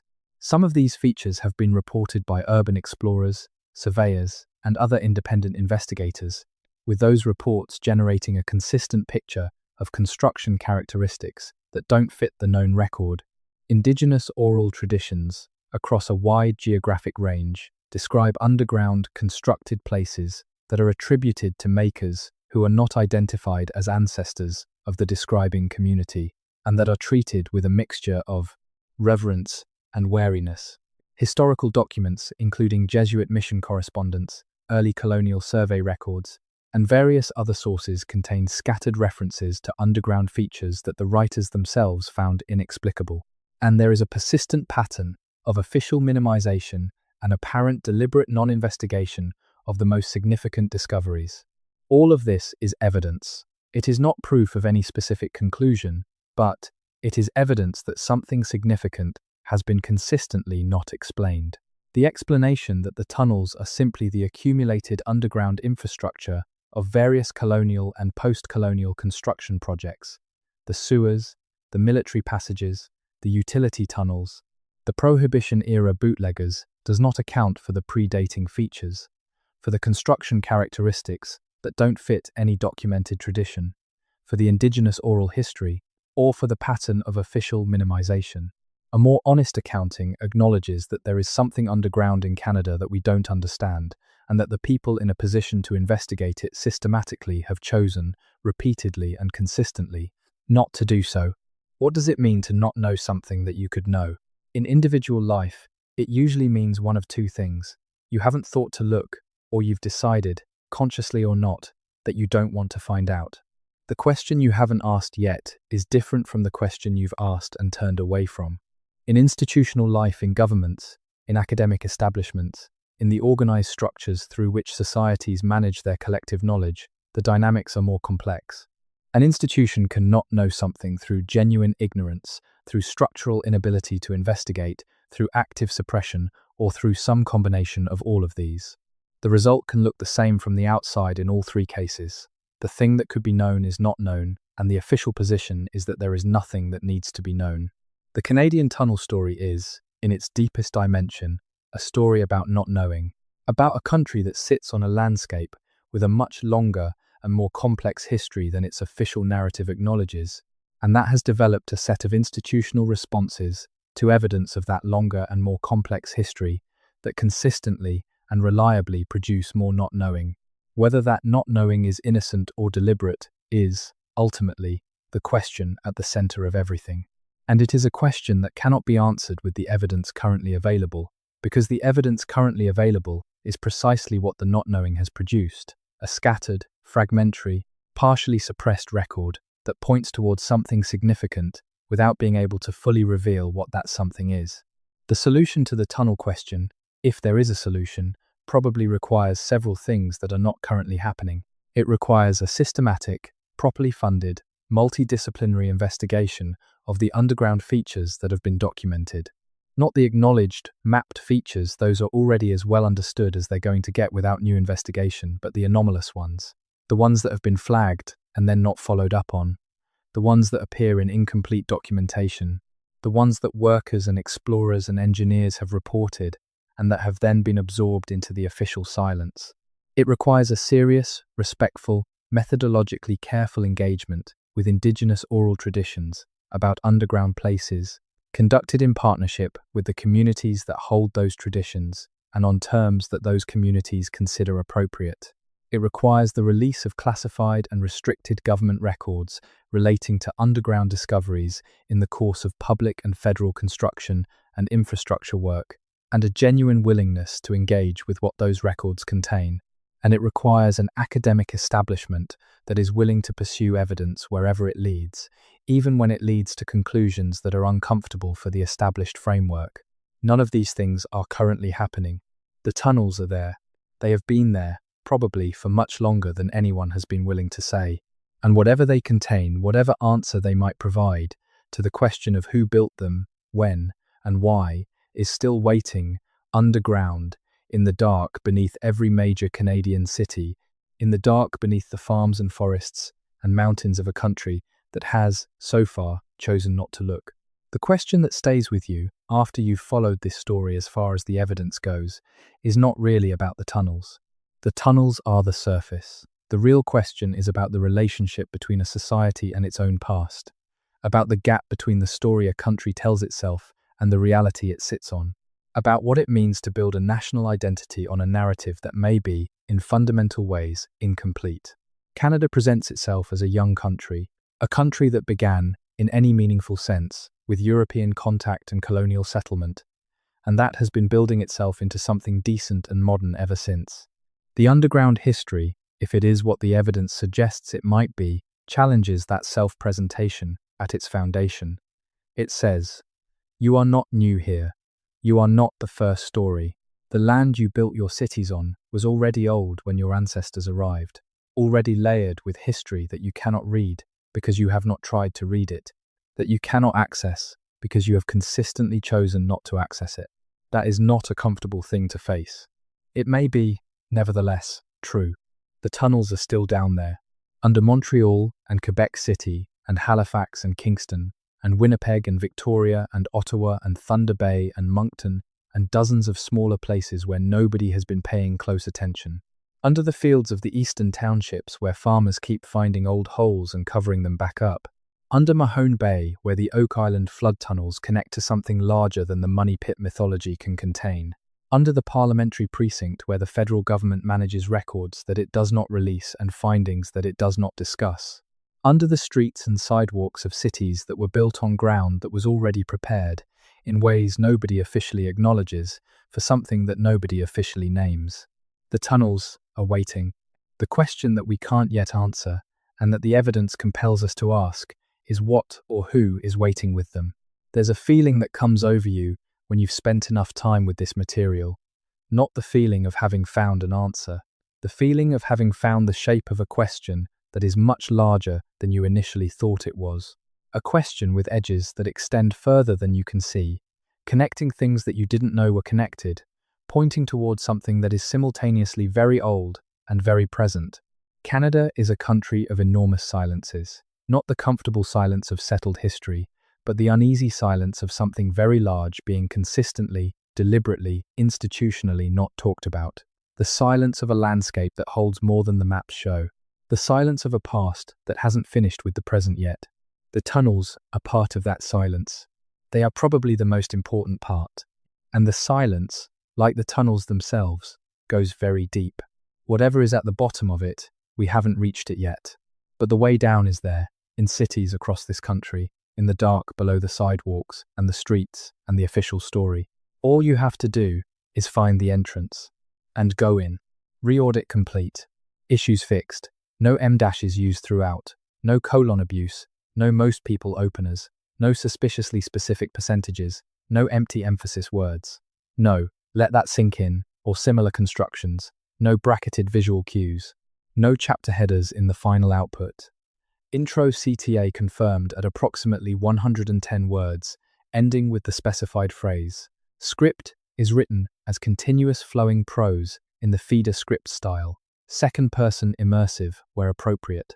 Third-person documentary narrative as the dominant mode, with consistent curiosity and mystery sustaining throughout. Mode: long-form sleep documentary hybrid, feeder script style, anti-AI slop, clean. There is a question that archaeologists don't ask at job interviews, not because it isn't important, but because asking it signals a willingness to go somewhere that the institutional culture of archaeology has spent a long time deciding it doesn't want to go. The question is this: what are the oldest deliberately constructed features in the North American landscape, and how do we know? The answers that get offered publicly tend to center on the most defensible datings from the most thoroughly excavated sites. Watson Break in Louisiana, a complex of earthen mounds dated to roughly 3,500 BCE, is often cited as the oldest known monumental architecture in North America. Poverty Point in the same state, somewhat more recent, is another. Both are impressive. Both are well documented. Both are comfortably within the timeline that the standard history assigns to the development of social complexity in the Americas. But beneath those defensible datings, there is a layer of more uncertain material sites with anomalous characteristics, radiocarbon results that don't fit the expected pattern, physical features that are more consistent with an older construction date than the conventional chronology allows for.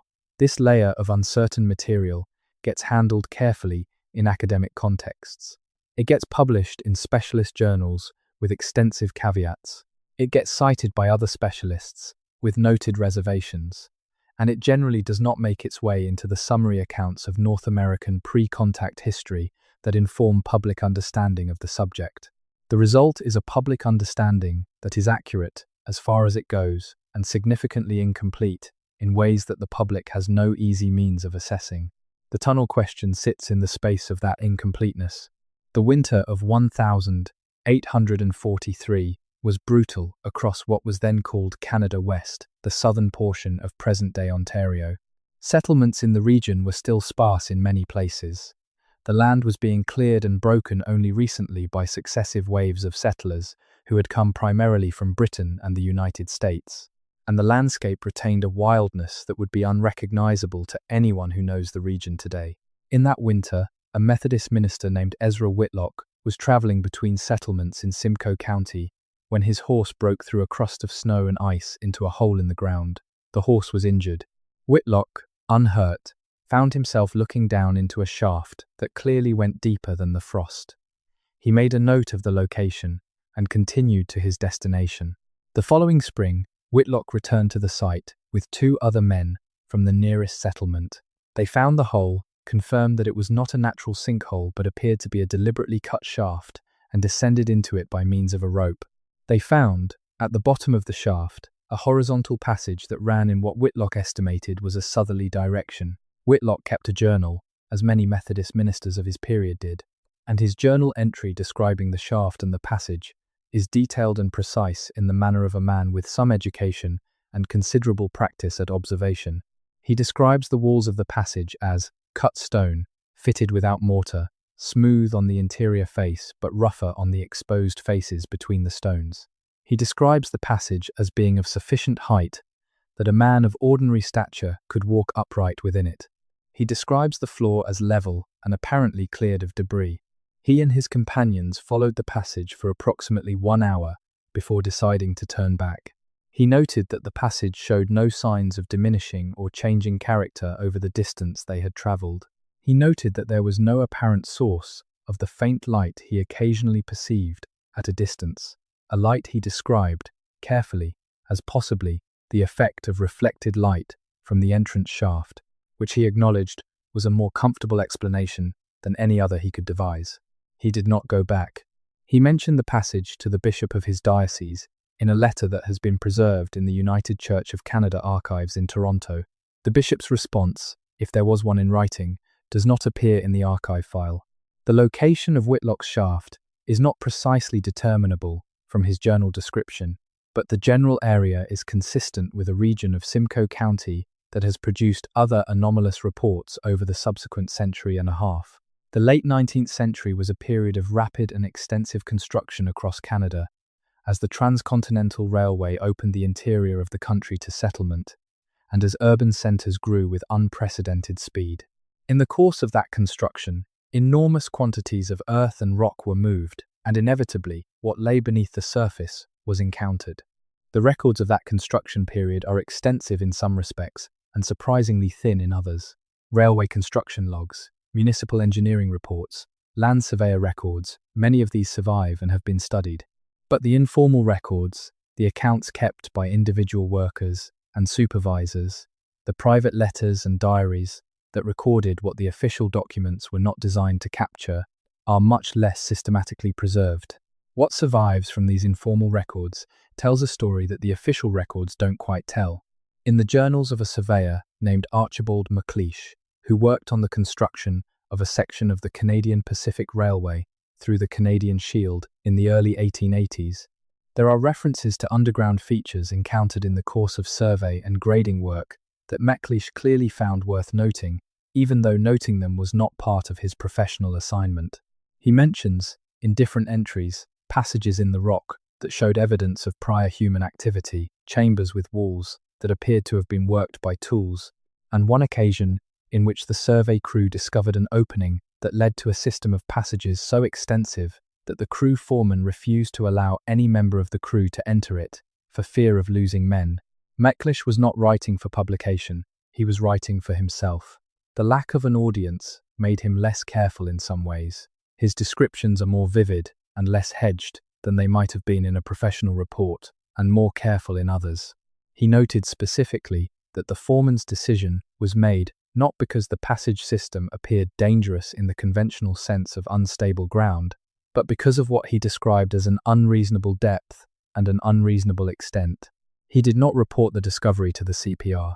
He did not think it was his place, he noted, and he doubted that the company would do anything useful with the information in any case. The journal has been in a private collection since MacLeish's death in 1903.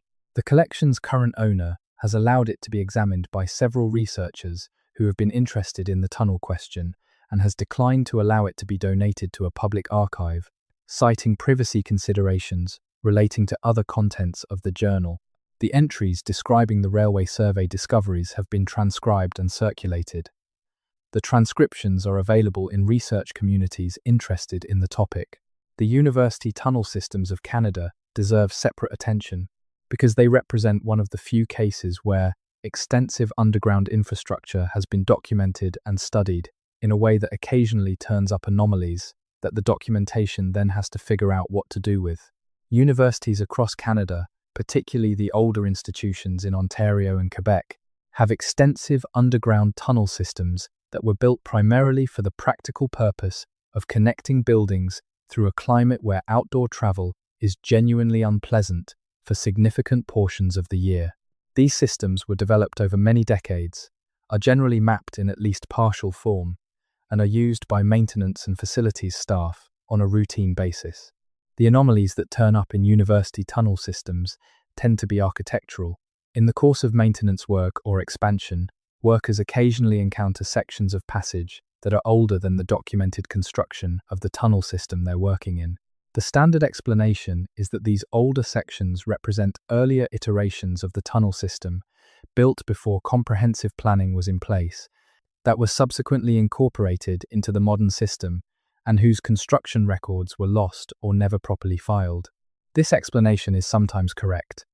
Universities are complicated institutions with complicated histories, and it is genuinely true that older sections of tunnel systems sometimes predate comprehensive documentation, but the explanation sometimes isn't quite adequate for what has been found. At one major Ontario university, which I'm not going to name here because the facilities management department has been cooperative with researchers in the past, and I don't want to create a situation where they feel they need to stop being cooperative, a section of tunnel discovered in the 1990s during expansion work was initially assessed as a 17th century indigenous construction. The assessment was subsequently revised to characterize the section as a natural geological feature modified by indigenous activity. The revision was never fully explained to the person who conducted the initial assessment. They were simply told that the determination had changed. The initial assessor found this unsatisfying and said so in a memo that is in the university's facilities records and that has been seen by at least one researcher. The revised assessment remains the official position. Let's come back to something that keeps appearing around the edges of this story: the specific locations of the anomalous underground features. When you map them, insofar as mapping is possible given the fragmentary nature of the record, a pattern begins to emerge that is either very significant or very easy to explain away, depending on your prior assumptions. The features cluster around water. Specifically, they cluster around major river confluences, the shores of the Great Lakes, and the banks of the rivers that drain into the Gulf of St. Lawrence and the Atlantic. This is also, not coincidentally, where most of Canada's major cities are, and where the longest continuous human occupation of the region is documented. So the clustering could simply reflect the fact that humans of all periods and cultures tend to settle near water, and therefore the chances of underground features of any kind are highest in the areas near water, where more people of more periods have done more things. That's a reasonable objection, but the clustering is more specific than that explanation accounts for.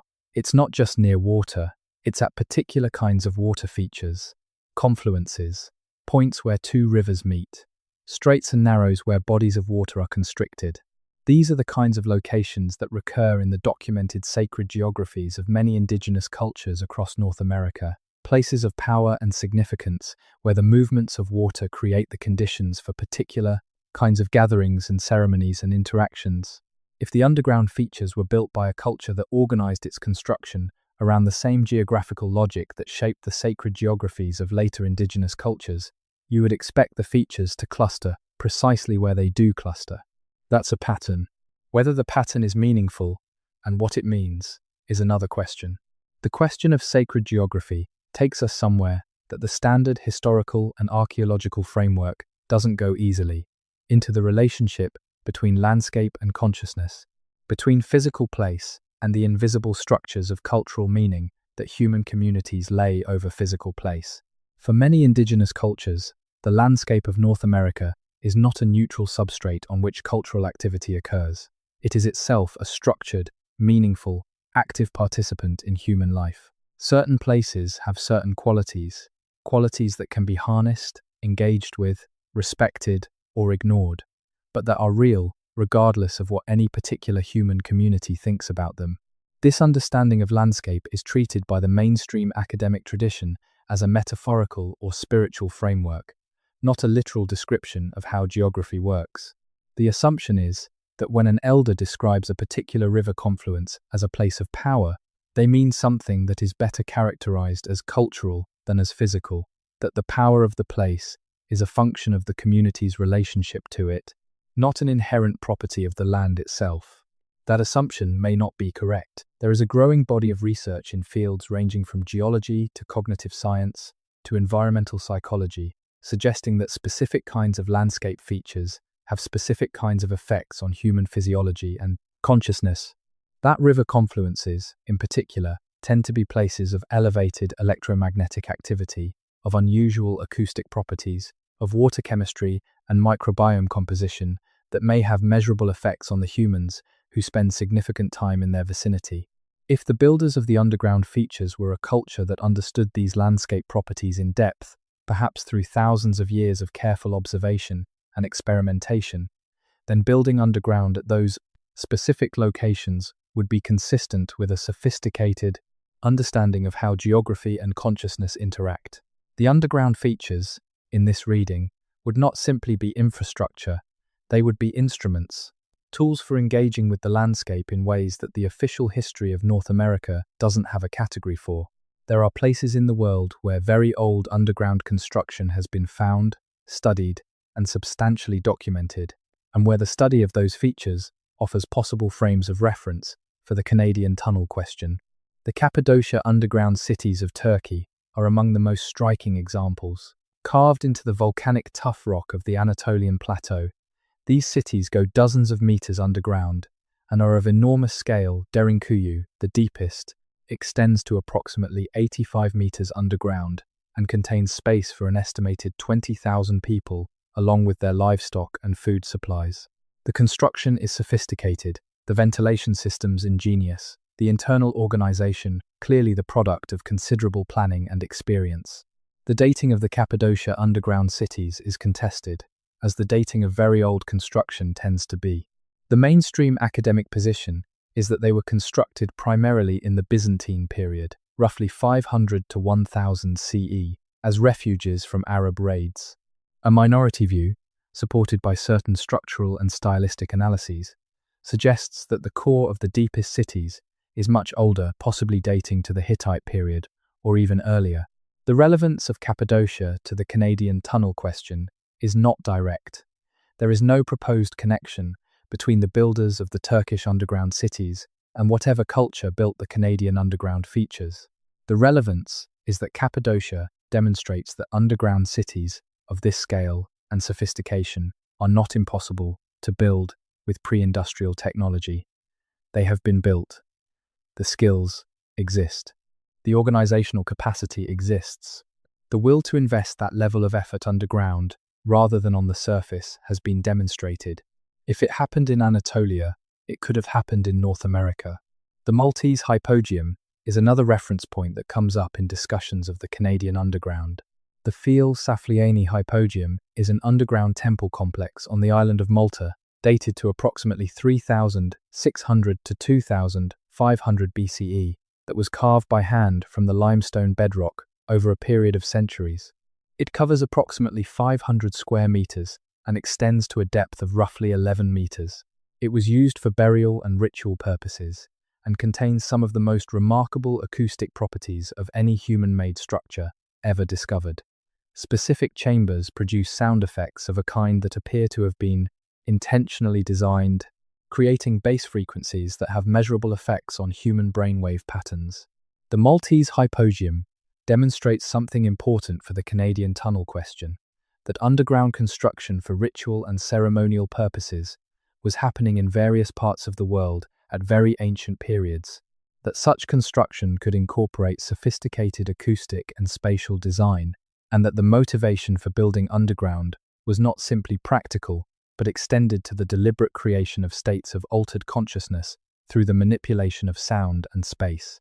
If the Canadian underground features were built for analogous purposes as ritual spaces designed to create specific kinds of experience through their spatial and acoustic properties, then they would look, from the outside, exactly like what they look like: extensive, carefully constructed underground spaces in locations of cultural significance that are difficult to attribute to known cultures, that have been treated with a mixture of reverence and unease by the people who encountered them later, and whose purpose is not immediately legible to observers from a different cultural framework.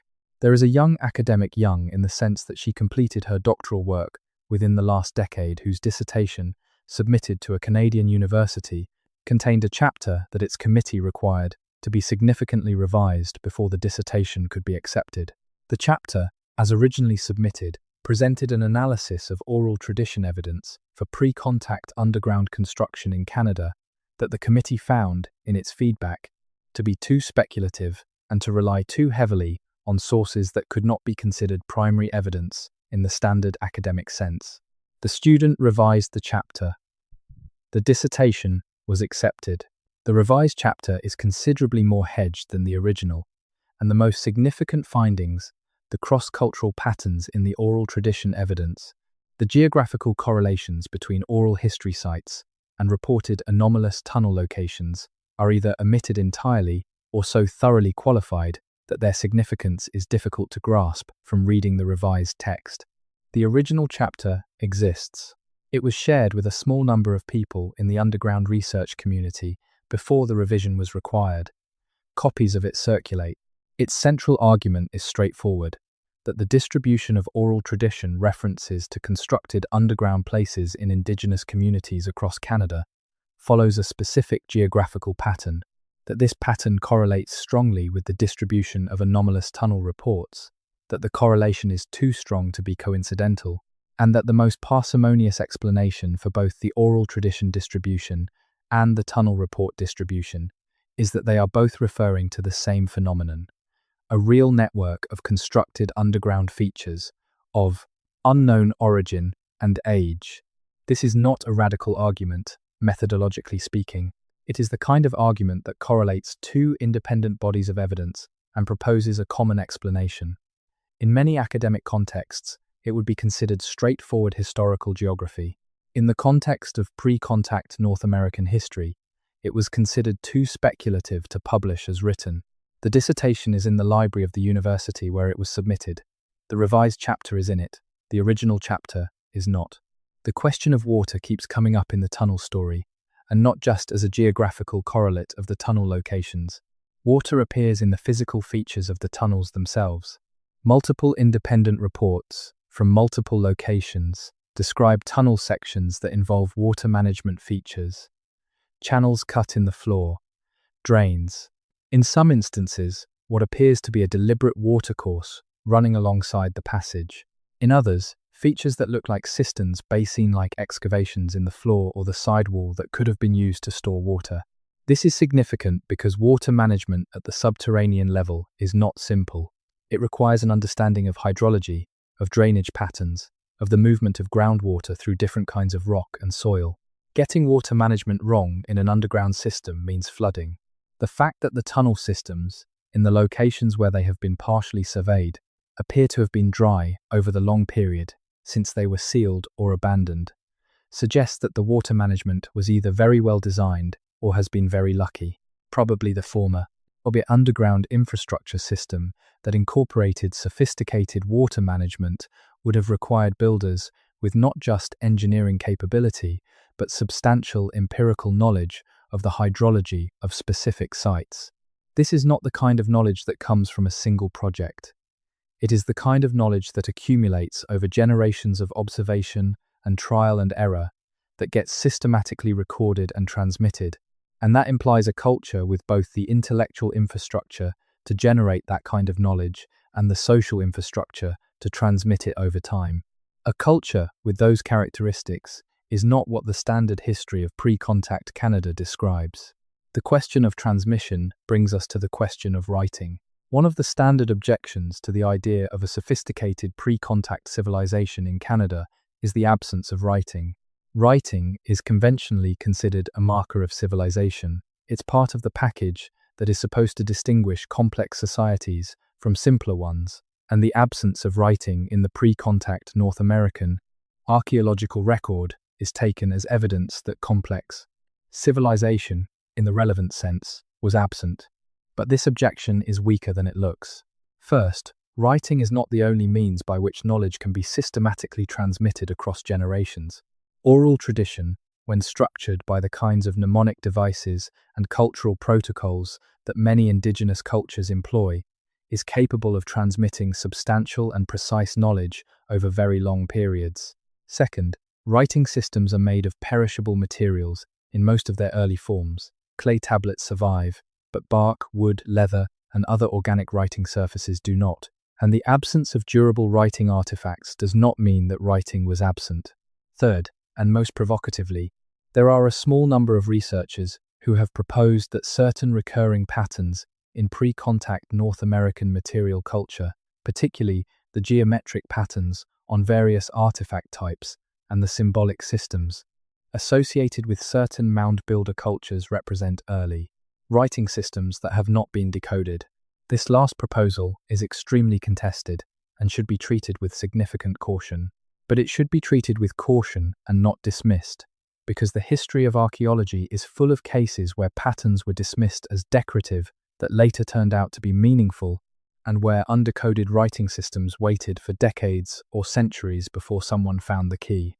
The possibility that the builders of the Canadian underground left written records in a form that either has not been found or has not been recognized for what it is cannot be ruled out. The Ojibwe people, whose traditional territory covers a substantial portion of the Great Lakes Basin and extends into both the United States and Canada, to have a pictographic writing system called Wigwas Mazina Eigening, generally translated as birch bark scrolls, that has been in use for an indeterminate period. The Midewiwin, the Grand Medicine Society of the Ojibwe, has used these scrolls to record ceremonial knowledge, medicinal knowledge, and historical accounts, preserving them through succession of keepers who are responsible for their care and continuation. The birch bark scrolls are understood within Ojibwe tradition to encode information that is very old, not just the history of the Midewiwin as an institution, but knowledge that the Midewiwin inherited from earlier sources, knowledge that predates the current form of Ojibwe culture.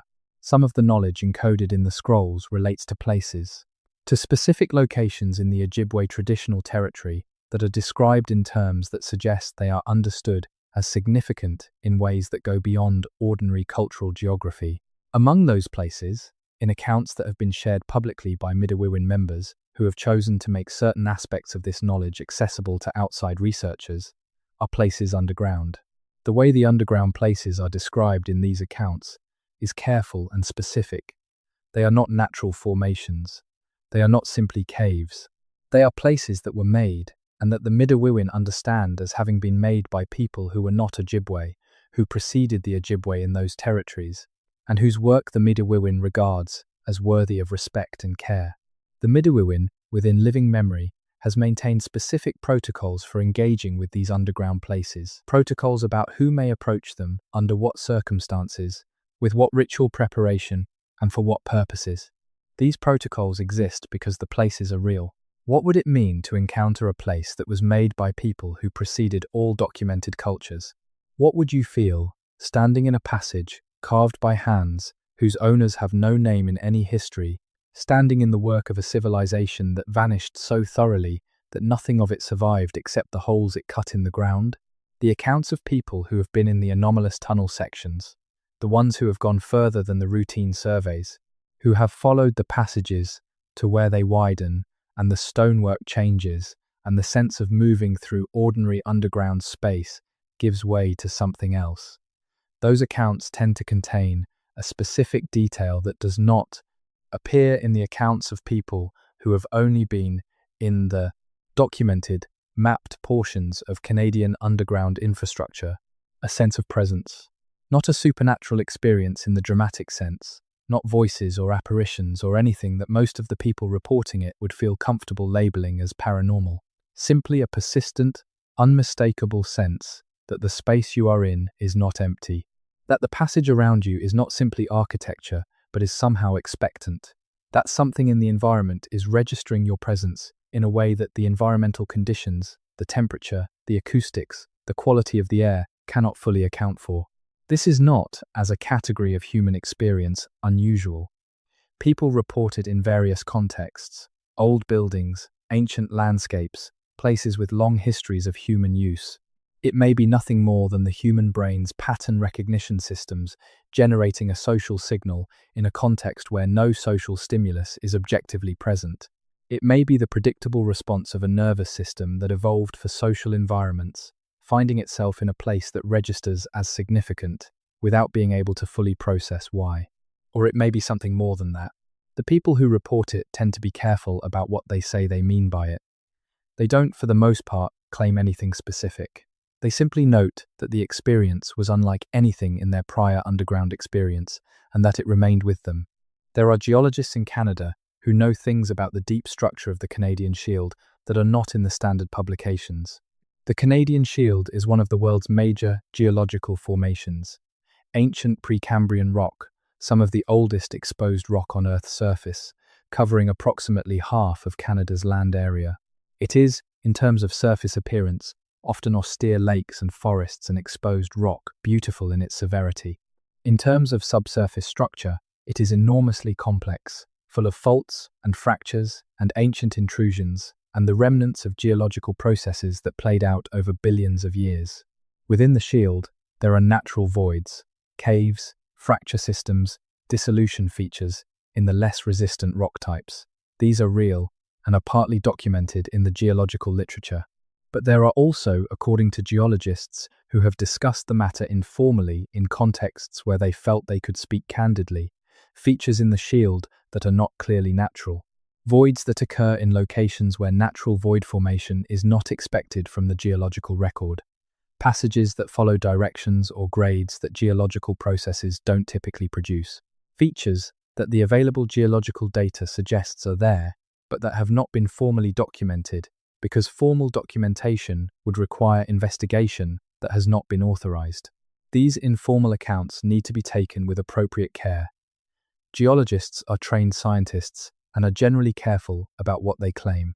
When a geologist tells you informally that something in the shield doesn't fit the expected geology, they are reporting a real technical observation, not idle speculation. But they are also working in an institutional context that creates strong incentives not to make formal claims that can't be defended with the kind of evidence that peer-reviewed publication requires. The informal accounts constitute a pattern that is consistent with the broader tunnel evidence. Features underground that don't fit what the framework predicts. A systematic not following up on those features. A persistent, quiet awareness among the people best positioned to understand what they're seeing. That what they're seeing doesn't fully fit the story they're supposed to be telling. The story of Canada's underground is also, in a way that becomes clearer the longer you sit with it, a story about what colonial settlement does to landscape memory. When a colonial culture establishes itself in a new territory, it brings with it a set of assumptions about what that territory is, what it has been, and what it means. These assumptions are not neutral. They are shaped by the cultural framework of the colonizers, by their economic interests, by their religious and philosophical commitments, and by the specific historical circumstances that brought them to the territory.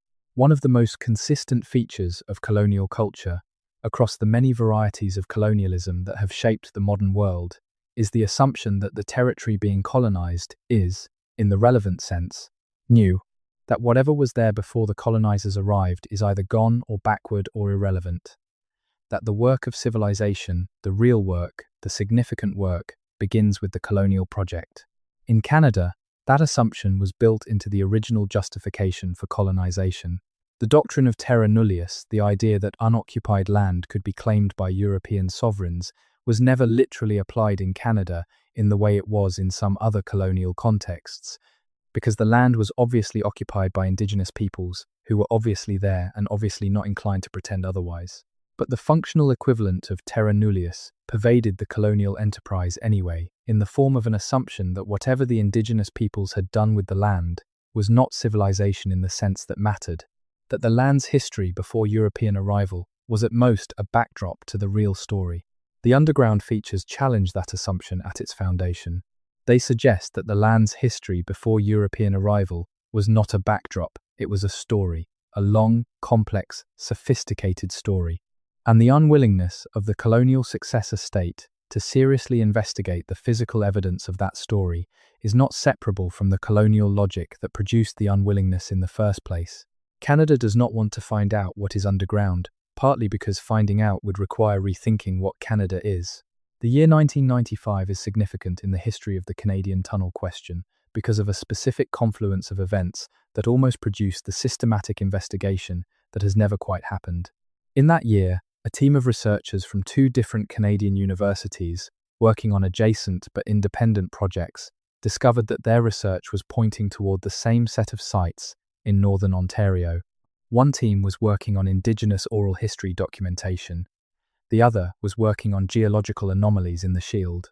When the lead researchers compared notes, they found that the oral history sites and the geological anomaly sites showed a correlation that both teams considered too strong to be coincidental. They applied for joint funding from the Social Sciences and Humanities Research Council of Canada and from Natural Sciences and Engineering Research Council of Canada to conduct a systematic investigation of the correlation, a field project that would have combined geological survey, archaeological investigation, and oral history documentation at a series of sites in northern Ontario. The joint application was unusual. Cross-disciplinary applications at this level were rare in 1995, and it moved through the review process somewhat unusually. It received high scores from the initial peer reviewers. It was advanced to a higher level of consideration, and then, approximately 6 months into the review process, both teams received letters within a week of each other, indicating that the application had been declined. The letters gave standard rejection language about funding priorities and the high level of competition for limited resources. The lead researcher from the geological team, who retired in 2010, told the story of the 1,995 application in a recorded interview conducted by a journalist who was researching the Canadian underground question. She described the rejection as something she had never been able to fully account for, given the strong peer review scores and the genuine novelty of the interdisciplinary approach. She noted that both she and her counterpart on the oral history team had informally inquired with contacts at the relevant funding bodies about what had happened to the application, and that those inquiries had produced responses that she described as oddly vague from people who would normally have been more forthcoming. She did not use the word suppression. She used the phrase "never sat right with me." It is a phrase that comes up a lot in conversations with people who have been close to the Canadian underground question over the years. Let's talk about what the tunnels might have been for, taking seriously the possibility that they were built by a sophisticated civilization and setting aside, for the moment, all the questions about who built them and when. The purposes of underground construction in other ancient cultures around the world fall into a few broad categories, and it's worth considering each in relation to the Canadian evidence. Storage. Underground spaces maintain a relatively constant temperature and humidity, which makes them excellent for storing food, medicines, and other perishables. A civilization in the highly variable climate of what is now Canada would have had significant practical incentives to develop underground storage. The tunnel systems, if they served this purpose, would have been analogous to the granary and food storage systems of other ancient cultures, a critical element of resilience against the vagaries of climate and seasonal variation. Defense. Underground passages are defensive infrastructure in the most basic sense. They allow a population to move undetected, to shelter from attack, and to outflank an enemy who controls the surface. Many of the world's most extensive ancient underground systems, including the Cappadocia underground cities mentioned earlier, were primarily defensive in function. If the builders of the Canadian tunnels were dealing with a persistent threat from some source, underground infrastructure would have been a rational response. Water management. As noted earlier, many of the anomalous tunnel sections show features consistent with deliberate water management. In the geological context of the Canadian Shield and the Great Lakes Basin, understanding and managing groundwater would have been a significant practical challenge and a significant engineering project for any civilization attempting to maintain permanent settlements. Ceremonial. The acoustic properties of underground spaces and their separation from the ordinary sensory world of the surface have made them sites of ritual significance in cultures around the world since the earliest documented human history. The cave paintings of Chauvet and Lascaux are evidence of this, as is the Maltese hypogeum. If the Canadian underground features were built partly or primarily for ceremonial purposes, this would explain both their scale and their distribution at geographically significant locations. The most likely answer is that the tunnels served multiple purposes simultaneously, that practical and ceremonial considerations were not separate in the culture that built them, that the same passage that moved people and goods also moved ritual significance, and that the underground as a whole was understood in an integrative way that modern categories of analysis don't capture well. The acoustic properties of caves and underground spaces have received increasing scientific attention in recent years, and what the research shows is genuinely remarkable. Studies of known ancient underground sites, including painted caves in Europe and ceremonial underground chambers in various cultures, have found that the most elaborately decorated sections of underground spaces consistently correspond to the sections with the most unusual acoustic properties.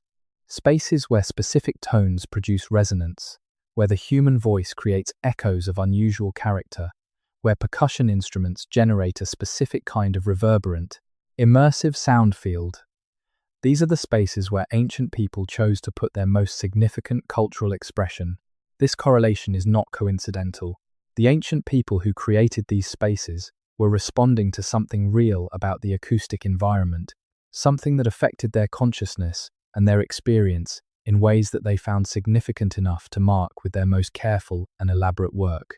In the context of the Canadian tunnel question, this research opens a possibility that deserves to be taken seriously, that the underground features in Canada were built, at least in part, for their acoustic properties, that the passages and chambers were designed to create specific kinds of sound environments that were understood as having specific kinds of effects on human consciousness, that the tunnels are, in the most literal sense, instruments. Instruments for what? That depends on your framework for understanding the relationship between sound, space, and consciousness. In the framework of the culture that built them, the answer was probably understood in terms that we no longer have direct access to. In the framework of contemporary cognitive science, we might say, instruments for altering brain state in ways that facilitate specific kinds of experience, insight, or community cohesion. Neither of those framings fully captures what the instruments were for, but together they gesture towards something important, that the underground construction was not merely practical, it was aimed at producing specific qualities of experience. It was designed for something that its builders considered worth the enormous investment of effort that the construction represented. The investment of effort is worth dwelling on because it is perhaps the most compelling argument for taking the Canadian underground seriously as evidence of a sophisticated civilization. Underground construction is difficult. It is slow, dangerous, and technically demanding. Moving rock and soil in enclosed spaces without modern machinery is exhausting and constrained. Maintaining the structural integrity of an underground passage as you extend it requires constant attention to the properties of the surrounding material and to the engineering of the passage itself. Getting materials, whether stone for lining or tools for cutting into and out of underground working spaces, is a logistical challenge of considerable complexity. A culture that built extensive underground infrastructure across a substantial portion of what is now Canada was a culture willing to invest enormous quantities of human labor in a project whose benefits were not immediately visible from the surface. This implies a social organization capable of mobilizing that labor, directing it toward a shared goal, and sustaining the effort over the time period that the construction would have required. It implies surplus. You cannot build extensive underground infrastructure if your entire population is occupied with the daily task of subsistence. You need people who are freed from immediate subsistence labor to do the construction work. You need other people freed from immediate subsistence labor to manage the process. You need a system that generates the surplus necessary to support those freed workers. This is what civilization is: the capacity to sustain non-subsistence activity at scale. A civilization capable of building the Canadian underground tunnels was, by any reasonable definition, a civilization. And a civilization that complex leaves traces in more ways than its underground infrastructure. The question is, where are the other traces, and why haven't we found them? Some of the other traces may be hiding in plain sight. The oldest known permanent structures in Canada are conventionally dated to the Plano culture and later cultures of the post-glacial period, roughly 10,000 to 5,000 years ago.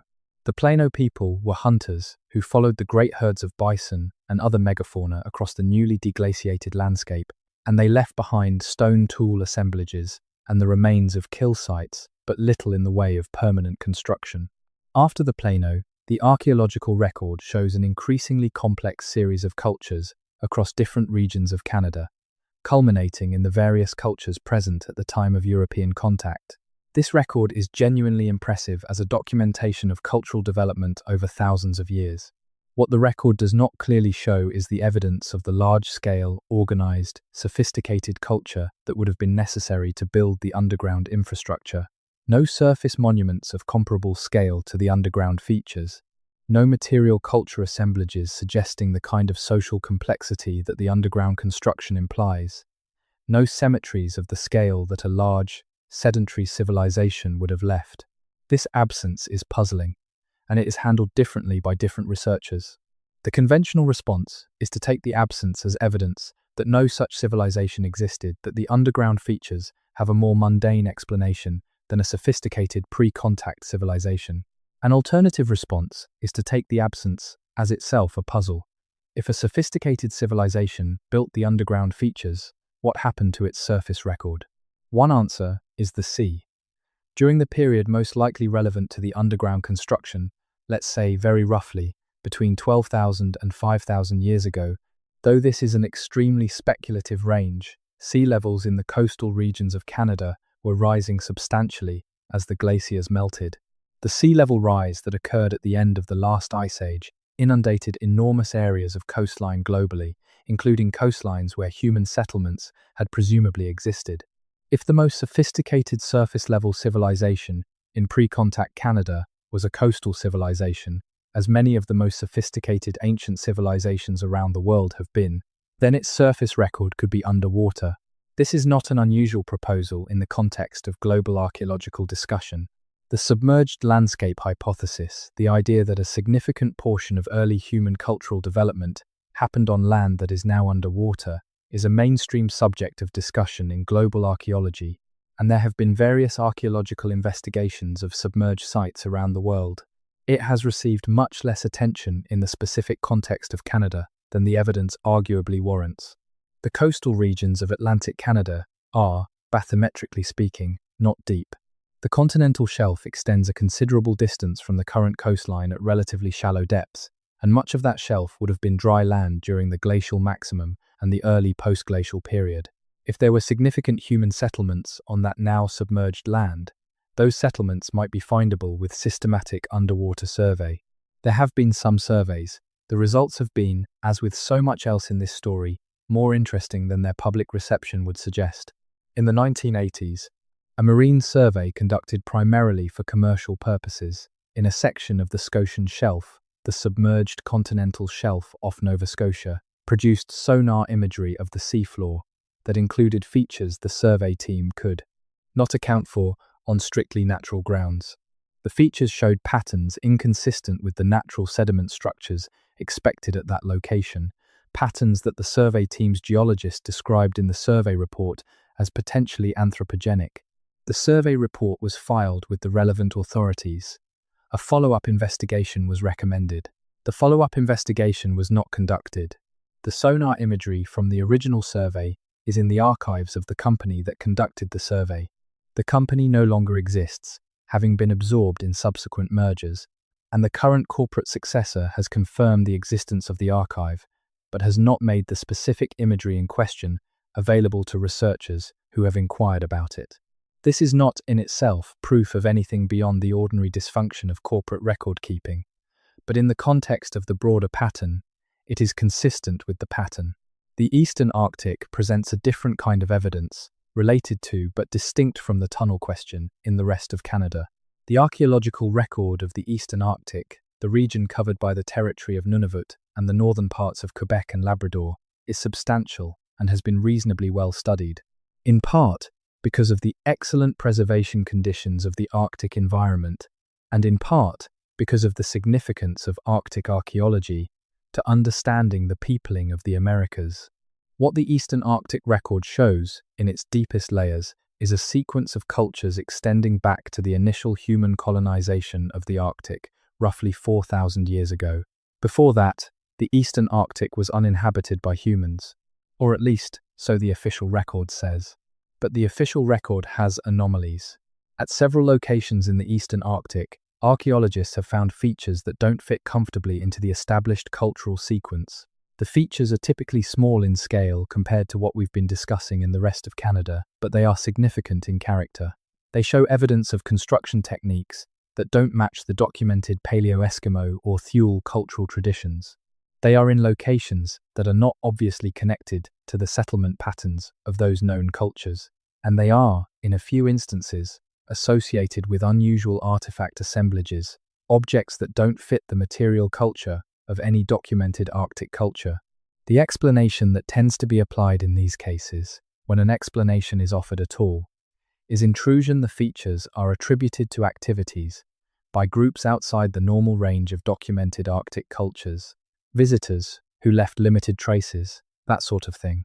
The explanation is not very specific, and it is not very satisfying, but it fills the taxonomic hole, and the anomalies are noted and then set aside.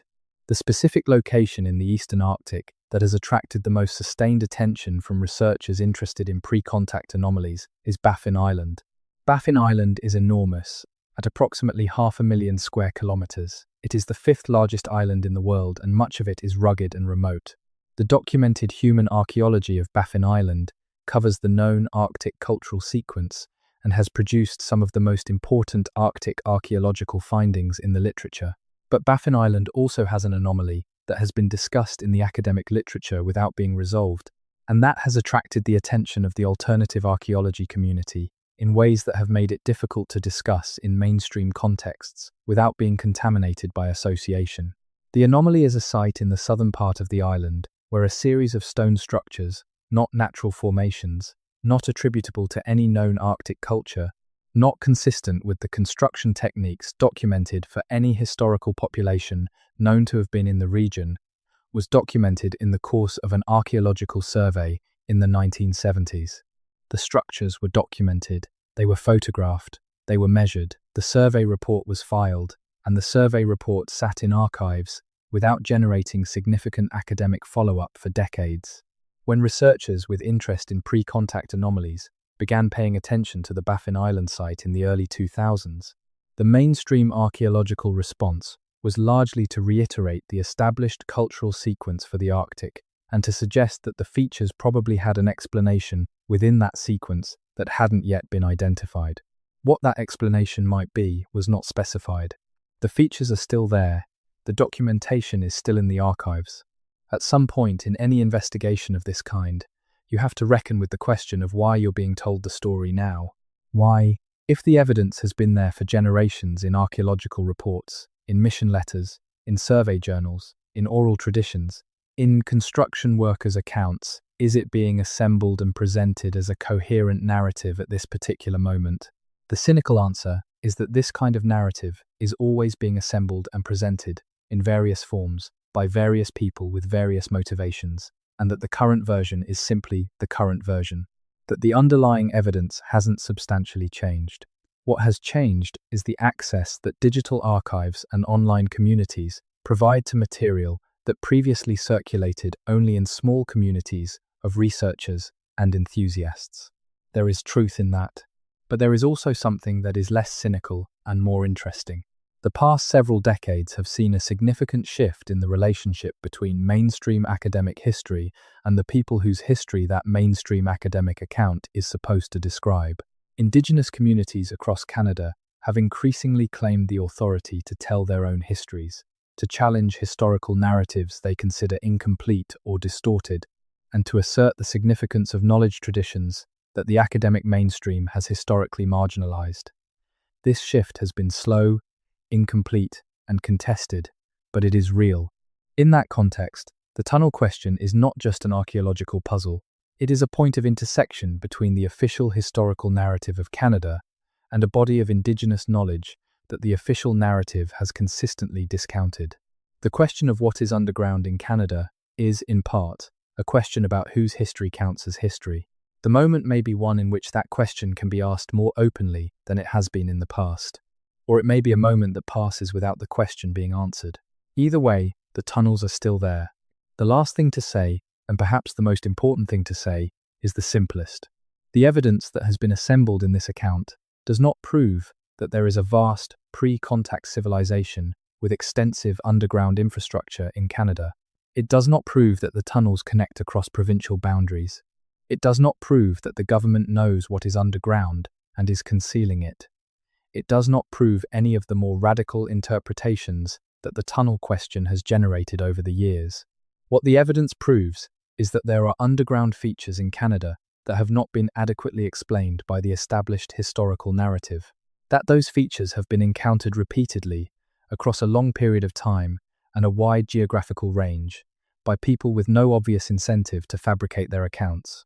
That the indigenous oral traditions of a wide range of Canadian communities contain references to underground constructed places that are consistent with each other and with the physical evidence. That the official responses to anomalous underground discoveries have followed a consistent pattern of minimization and non-investigation. That the documentary record around the most significant discoveries has consistent gaps. These are facts. They are documented or documentable in sources that can be checked. They demand explanation. The explanation that is not adequate is no explanation at all. The response that treats the accumulated evidence as a collection of unrelated coincidences, errors, and misattributions, and that declines to investigate further.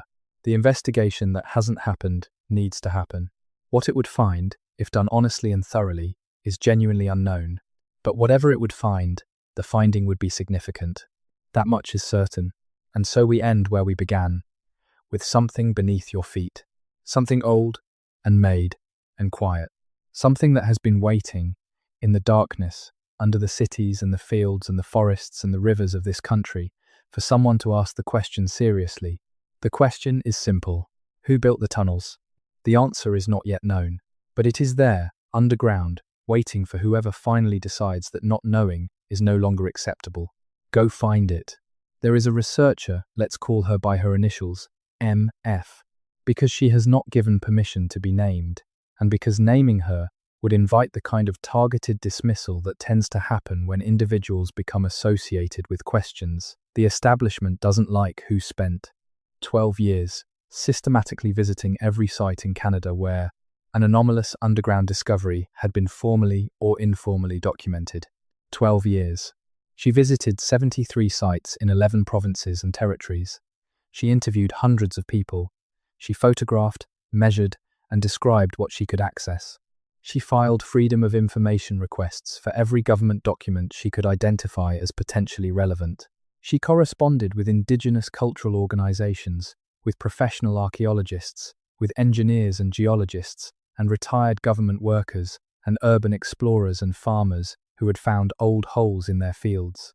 She produced an unpublished manuscript of approximately 300 pages that exists in digital form in the possession of several researchers in the underground community and in physical form in at least 2 copies that I know of.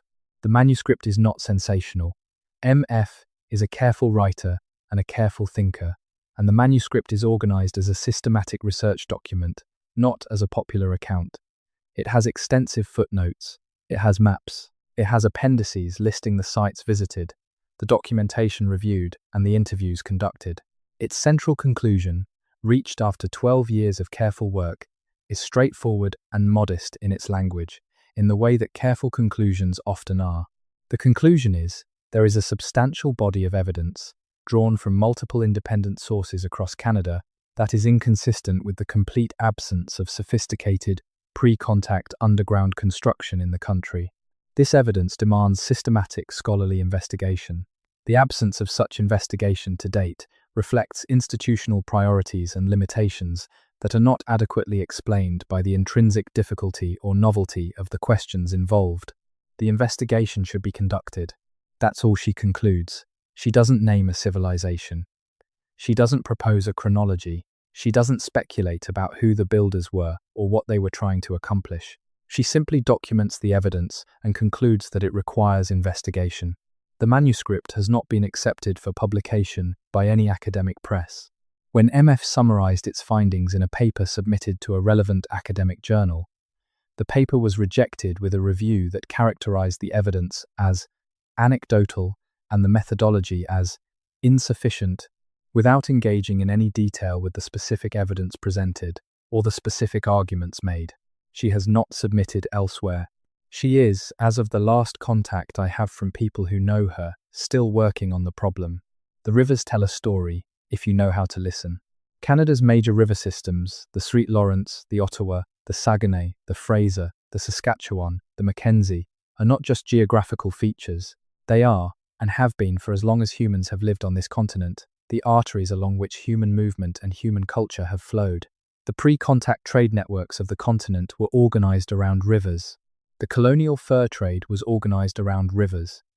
The settlement patterns of Canadian history are a story of rivers. If there was sophisticated pre-contact civilization in Canada, it was organized around rivers. And if it built underground near rivers, which is exactly where the anomalous tunnel reports cluster. The Ottawa River corridor, running from the Ottawa Valley to the confluence with the St. Lawrence, is one of the densest concentrations of anomalous underground reports in the country. It is also one of the most archaeologically significant pre-contact landscapes in eastern Canada. It is also the location of the national capital, the Fraser River Canyon in British Columbia, where the river cuts through the coastal mountains in a series of dramatic gorges that have been significant in Indigenous territorial geography for thousands of years, has produced anomalous underground reports from a number of sources over the years. Reports that tend to be less well documented than the Eastern Canadian reports, partly because the Western Canadian underground research community is smaller and less organized, and partly because the terrain makes investigation difficult. The Mackenzie River Basin, the vast drainage system that covers much of the Northwest Territories and sends its water to the Beaufort Sea, has been the focus of very little underground research because most of it is extremely remote.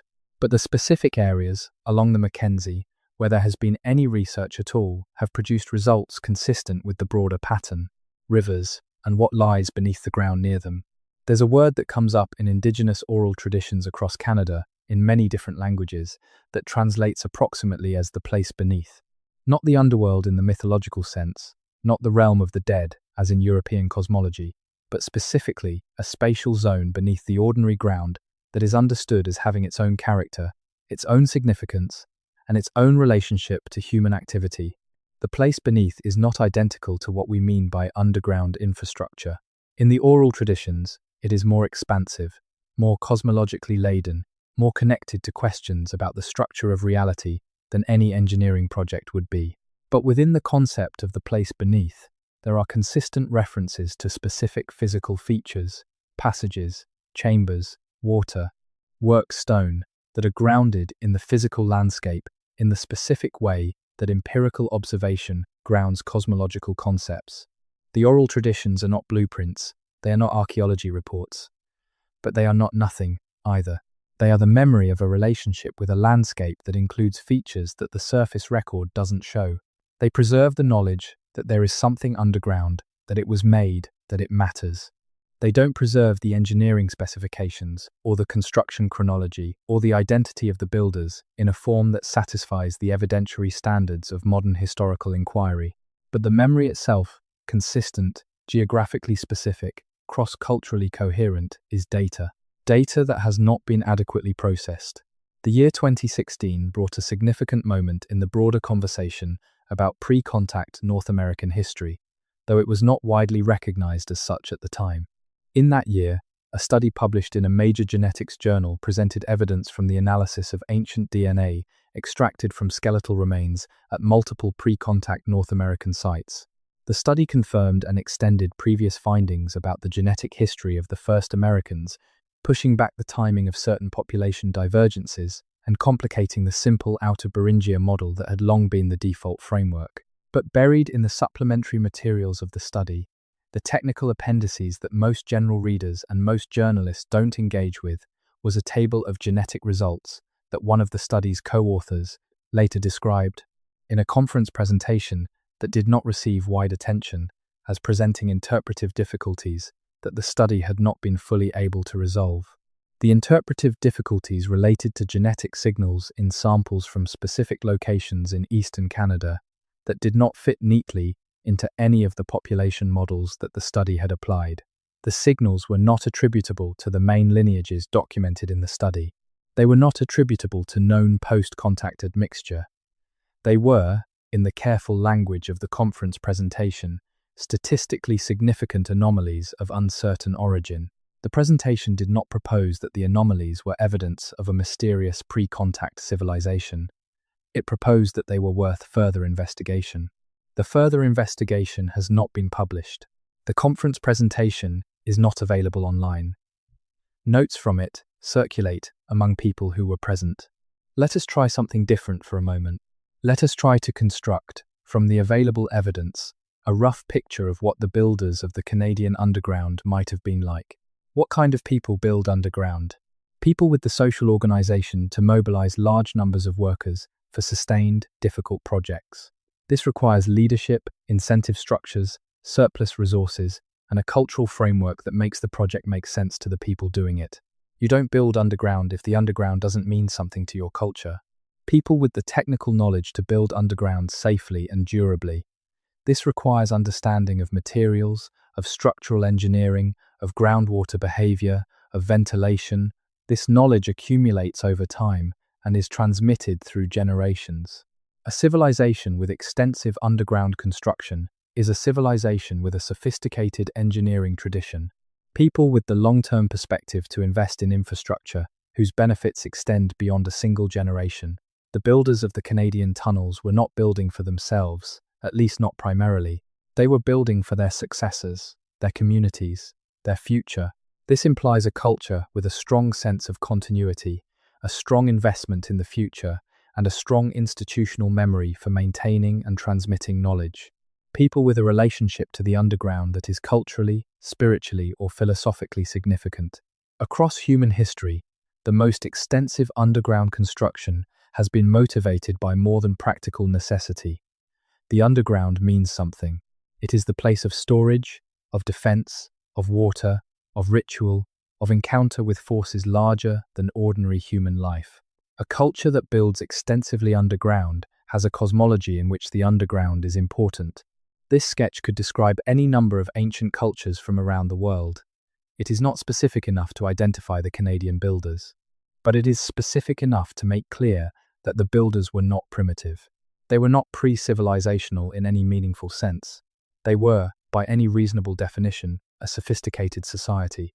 The question of language is one that receives very little attention in the underground research community, perhaps because it seems too removed from the physical evidence, but it is worth spending some time on. Languages carry history. The words a culture uses for things tell you something about how that culture understands those things, and the relationships between words across different languages sometimes preserve traces of much older cultural encounters and exchanges. In a number of Indigenous languages of Eastern Canada, the words for underground places, specifically for underground places that are understood as made, rather than natural, share structural elements that linguists would expect to see only if the languages in question had at some point in their history been in contact with each other and had borrowed or shared vocabulary related to this concept. But the languages in question, various Algonquian languages, the Iroquoian languages, the languages of the Eastern Subarctic, are not understood by linguists to have been in the kind of extended contact that would normally produce this kind of shared vocabulary. They are related in some cases, but the relationships are ancient, and the divergence in vocabulary across these language families over their documented history is much more thorough than the shared elements around underground places would predict. The most straightforward explanation is that the shared vocabulary is very old, that it predates the divergence of these language families from whatever earlier languages or proto-languages they derived from, or that it reflects contact in a period much earlier than the documented history of these communities allows for, or that it represents vocabulary inherited from a common source that all of these languages came into contact with at some point in deep prehistory. A common source with a well-developed vocabulary for underground constructed places. A civilization that built the tunnels. Glaciers. The last ice age did not just reshape the surface of Canada, it reshaped everything about Canada. The weight of the ice depressed the bedrock by hundreds of meters, in some places, and the subsequent rebound of the land, as the ice retreated, a process called isostatic rebound, that is still ongoing in parts of northern Canada, has shifted the landscape continuously over the past 12,000 years. For underground construction, this has implications that are not often discussed. A tunnel system built before or during the early post-glacial period would have been built in a landscape that was, in terms of the positions of bedrock, groundwater tables, and surface features, significantly different from the landscape that exists today. The tunnels would not necessarily be where you'd expect to find them based on current surface geography. They might be deeper than expected because the land has risen since they were built. They might be in locations that seem incongruous based on current water drainage patterns because those patterns were different when the tunnels were built. This is one of the reasons why surveys of the kind that might locate the tunnels systematically are not straightforward. You can't simply map the surface, infer what should be underground based on current geology and hydrology, and expect to find everything that's there. The landscape has moved. What was built in one landscape now exists in a somewhat different one. This also means that features which might look anomalous by current geographical standards, tunnels at unexpected depths, passages oriented in directions that don't align with current drainage patterns, might have made perfect sense in the landscape as it existed when they were built. The glaciers erased the surface record. They did not erase what was underground. Here is a thought that is, in a way, the most unsettling thought of this entire account. The people who built the tunnels were not building for eternity. No culture builds with eternity as the expectation. They were building for use, for storage, for defense, for ceremony, for whatever specific purposes motivated them. And then, at some point, they stopped using the tunnels. Whether because the civilization collapsed, or because it transformed, or because the tunnels fulfilled their purpose and were sealed, or because the people moved on, at some point the tunnels ceased to be actively used. That point may have been 2,000 years ago. It may have been 5,000 years ago. It may have been longer. Since that point, the tunnels have been there, slowly settling into the landscape, gradually being encountered by successive generations of people who had no framework for understanding them and who dealt with them, each in their own way, by sealing them, by avoiding them, by working around them, by incorporating them into their own construction where convenient, by noting them in private records and not quite knowing what to do with the noting. 2,000 or 5,000 or more years of not knowing what to do with it. And in that time, what was in the tunnels when they were last used? Physical objects, presumably. A civilization doesn't vacate its infrastructure without leaving things behind. Storage contents that weren't worth moving, artifacts of daily use, objects of ceremonial significance that were made for the tunnels and couldn't practically be taken, materials that the civilization produced and that give archaeologists their most intimate access to what a culture was actually like in its daily function. All of that is presumably still there, in the dark, in the sealed sections of tunnel that haven't been accessed in centuries. What would finding it mean? What would it tell us? Everything, probably, which is perhaps why it hasn't been found. Or perhaps why, if it has been found, the finding has been very carefully managed. The treaty negotiations between Indigenous communities and the federal government of Canada are an ongoing process that has been, in various forms, running for decades, and that is, in various forms, still nowhere near resolved. The legal framework for those negotiations rests on certain assumptions about what existed in Canada before European contact, about the nature of Indigenous sovereignty, about the use and occupation of land, about the character of pre-contact social and political organization. If a sophisticated underground civilization existed in pre-contact Canada, and if that civilization is connected to any living Indigenous community, which it may or may not be, but which is not a question that can be answered without investigation, then the legal landscape of treaty negotiations becomes significantly more complicated. Land that was occupied by a sophisticated civilization, with permanent infrastructure demonstrably constructed at specific locations, is not the same thing, in Canadian law, as land that was used by mobile hunting and gathering communities. The legal implications of the difference are substantial. This is not a reason to suppress evidence. It is a reason to investigate evidence carefully in a framework that is responsive to the legal and political context, and to engage with the results honestly. But it is also, in the current political environment, a reason to avoid investigating if you are an institution that would prefer to manage the existing legal situation rather than add new complexity to it. The perverse effect is that the people who most benefit from the investigation, Indigenous communities, whose claims to specific territories might be strengthened by evidence of sophisticated pre-contact occupation, are also, in many cases, being failed by the same institutional culture that discourages the investigation. It is a situation that has no easy resolution. The underground history of Canada is also, in a way that this account has not yet fully articulated, a story about the nature of evidence. What counts as evidence? Who gets to decide what counts? What happens when evidence is found by someone whose authority to interpret it is not recognized by the institutions that manage the official record? The workers who found the anomalous tunnel in Moncton in 1972 were not archaeologists. They were construction workers. Their testimony about what they found has a different status in the conventional evidentiary hierarchy than a report from a credentialed professional. The oral tradition of the Micmac, the Ojibwe, the Haudenosaunee, is not the same kind of evidence in the conventional framework as a written historical document produced by a recognized colonial authority. The notes of Gerald Mackenzie, the civil engineer who spent his retirement documenting underground anomalies, are not the same kind of evidence as a published academic study. And yet the workers' testimony is not nothing. The oral tradition is not nothing. The Mackenzie notes are not nothing. They are all evidence of something. The question is whether that something is real, and whether real means what the conventional evidentiary hierarchy says it means. One of the things that the Canadian underground story forces into view is that the evidentiary hierarchy is not neutral. It was constructed under specific historical circumstances, by specific institutions, in service of specific interests, and it is not value-free in the way that it presents itself as being. The decisions about what counts as evidence, who counts as a credible witness, what kinds of investigation are considered legitimate, these are not purely epistemic decisions. They are also political and institutional decisions, and they have consequences for what kinds of things we end up knowing and not knowing.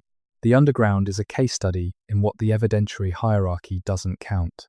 The final thing, there is a document in the National Archives of Canada in Ottawa, in a file that was transferred from an earlier federal archive in the mid-20th century that deals with an episode in the construction of a federal building in Ottawa in the late 19th century. The document is a brief report from the engineer overseeing the construction to the relevant federal minister, reporting on a delay in construction and explaining the reason for the delay. The reason for the delay was an underground discovery.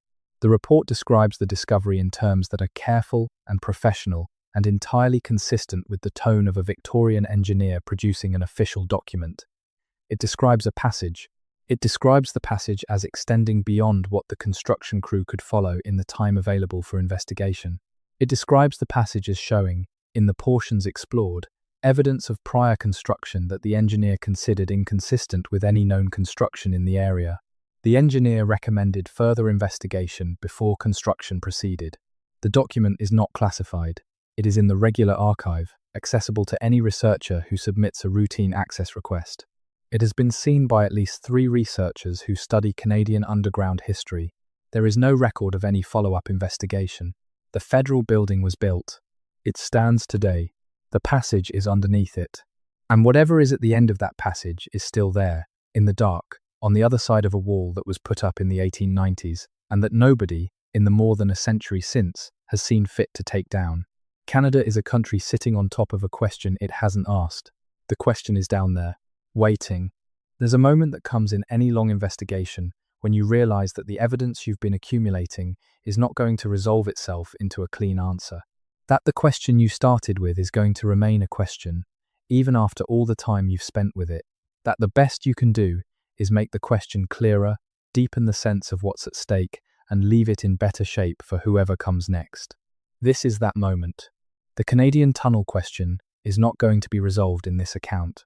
The evidence assembled here is not sufficient to prove who built the tunnels. It is sufficient to establish, beyond reasonable doubt, if we're being honest, that something was built. That what was built predates the documented history, and that the systematic investigation required to answer the basic questions has been consistently and apparently deliberately avoided.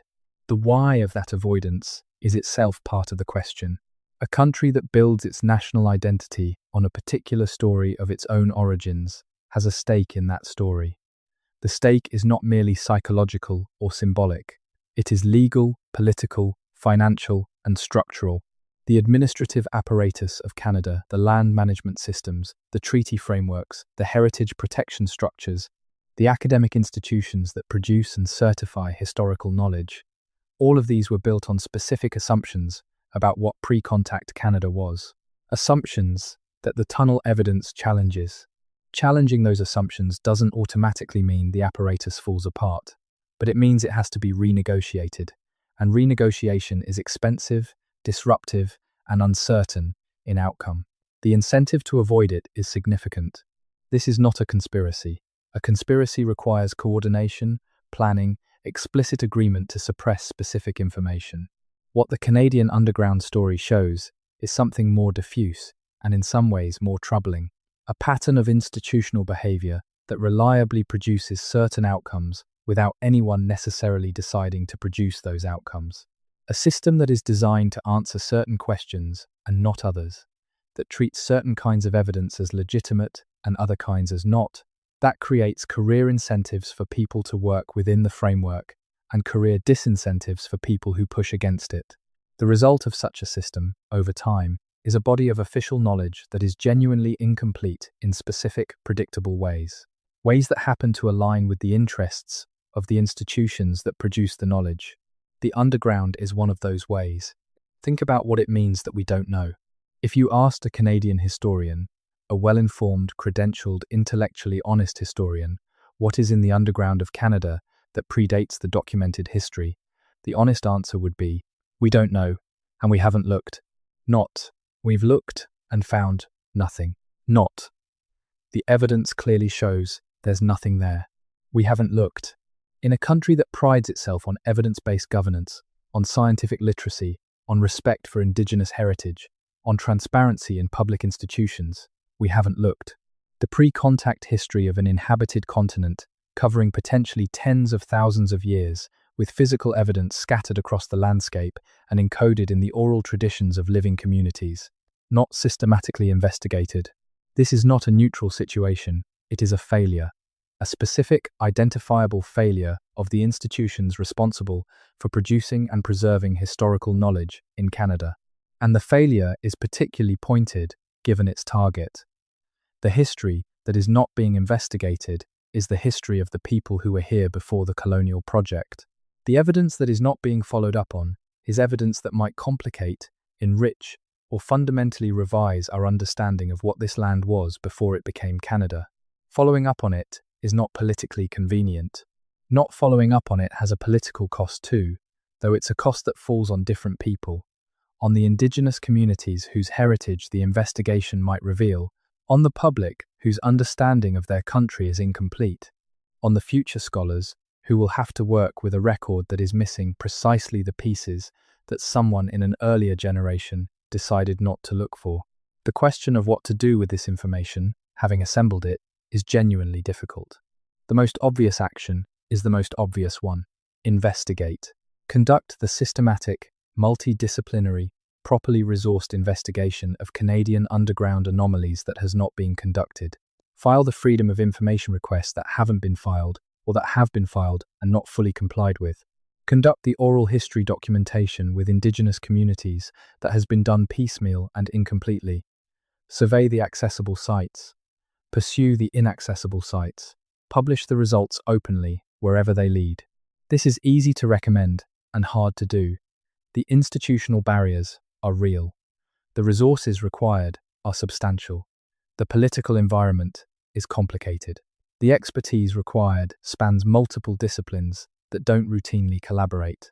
These are not insurmountable obstacles, but they are genuine obstacles. A more accessible action is documentation. Everything that is documented about the Canadian underground, even imperfectly, even incompletely, even by non-credentialed researchers and enthusiastic amateurs, is better than nothing. The oral history accounts, the construction workers' testimonies, the urban explorers' photographs, the retired geologists' informal observations, all of this should be collected, archived, made accessible. The archive that would make systematic investigation possible doesn't yet exist. Creating it, even incrementally, is a contribution. A third action is attention. Paying attention to the underground question, keeping it in view, refusing to let it be absorbed into the comfortable silence that tends to settle over inconvenient topics, refusing to let the institutional minimization be the last word. These are not passive actions. They are a form of advocacy for a truth that the institutions responsible for it have declined to pursue. The tunnels are there. The story they could tell is not yet told. Someone will tell it eventually. The only question is, when? The darkness underground in Canada is not like the darkness in other places. This is not mysticism. It is geography. The Canadian Shield is old bedrock, ancient, compressed, layered with the memory of geological time in a way that younger rock formations are not. The underground in the Shield has a quality of stillness, of depth, of accumulated time that experienced underground workers describe as distinct from underground environments in other geological contexts. It is quieter in the acoustic sense. The rock absorbs sound differently. It is more stable. The ancient bedrock doesn't shift and settle the way sedimentary formations do. It is darker in the strict sense. The Shield rock doesn't have the faint, luminescent properties of some limestone formations. Light that goes underground in the Shield stays underground. In that stillness, in that darkness, in that depth, there are things that were built by someone, for a reason, and left there when the builders went wherever they went for the world that came after to find. The world that came after found them, repeatedly and consistently declined to look carefully at what it had found. This is a story about Canada, but it is also a story about something more general than Canada. It is about the way institutions manage knowledge they find uncomfortable, about the way official narratives absorb and neutralize evidence that challenges them, about the gap between what is known and what is acknowledged, and the human and institutional interests that maintain that gap. It is, in the end, a story about the relationship between a society and the ground it stands on. Canada stands on something older than itself. It has chosen, for now, not to look at it. The choice is still there to be made differently, and the ground is still there, waiting. Something keeps coming back. The old woman in the eastern townships, who told the journalist in 1973 that her grandmother and her grandmother's grandmother had known not to go near certain places in the field behind the farmhouse. Not because anything bad had happened there, not because of any specific story of disaster or injury, just you don't go there, you leave it alone, you cover it back up when the frost opens it. There is a word for this in several indigenous languages of eastern Canada that translates roughly as the respect of not disturbing. It is not the same as fear. It is closer to recognition, a recognition that something in a place has its own character, its own integrity, its own claim on the space it occupies, and that the appropriate response to that claim is to let the place be what it is, rather than imposing your own purposes on it. The farmers who covered the old holes back up were following, perhaps without knowing it, the same protocol. The urban explorers who turned back when the passage got too deep were following, perhaps without knowing it, the same protocol. Even the engineers who sealed off the anomalous sections and filed the incomplete reports were following, in their own bureaucratic way, the same protocol. Everyone who has encountered the underground in Canada, in their own way, has extended to it the respect of not disturbing. Maybe that's right. Maybe these are places that should be left alone, whose integrity is worth preserving, even at the cost of not knowing what they contain. Or maybe the not disturbing has lasted long enough. Maybe the time for respectful investigation, conducted with care and with the involvement of the communities who have been custodians of the knowledge that there's something there, has come. Maybe the tunnels are ready to be understood. Whether we are ready to understand them is a different question. Here, at the end, is what we know for certain. There is a country called Canada. It covers an enormous, ancient, geologically complex landscape. People have been living in that landscape for at least 15,000 years, and probably longer. In the course of that long occupation, things were built, on the surface and underground.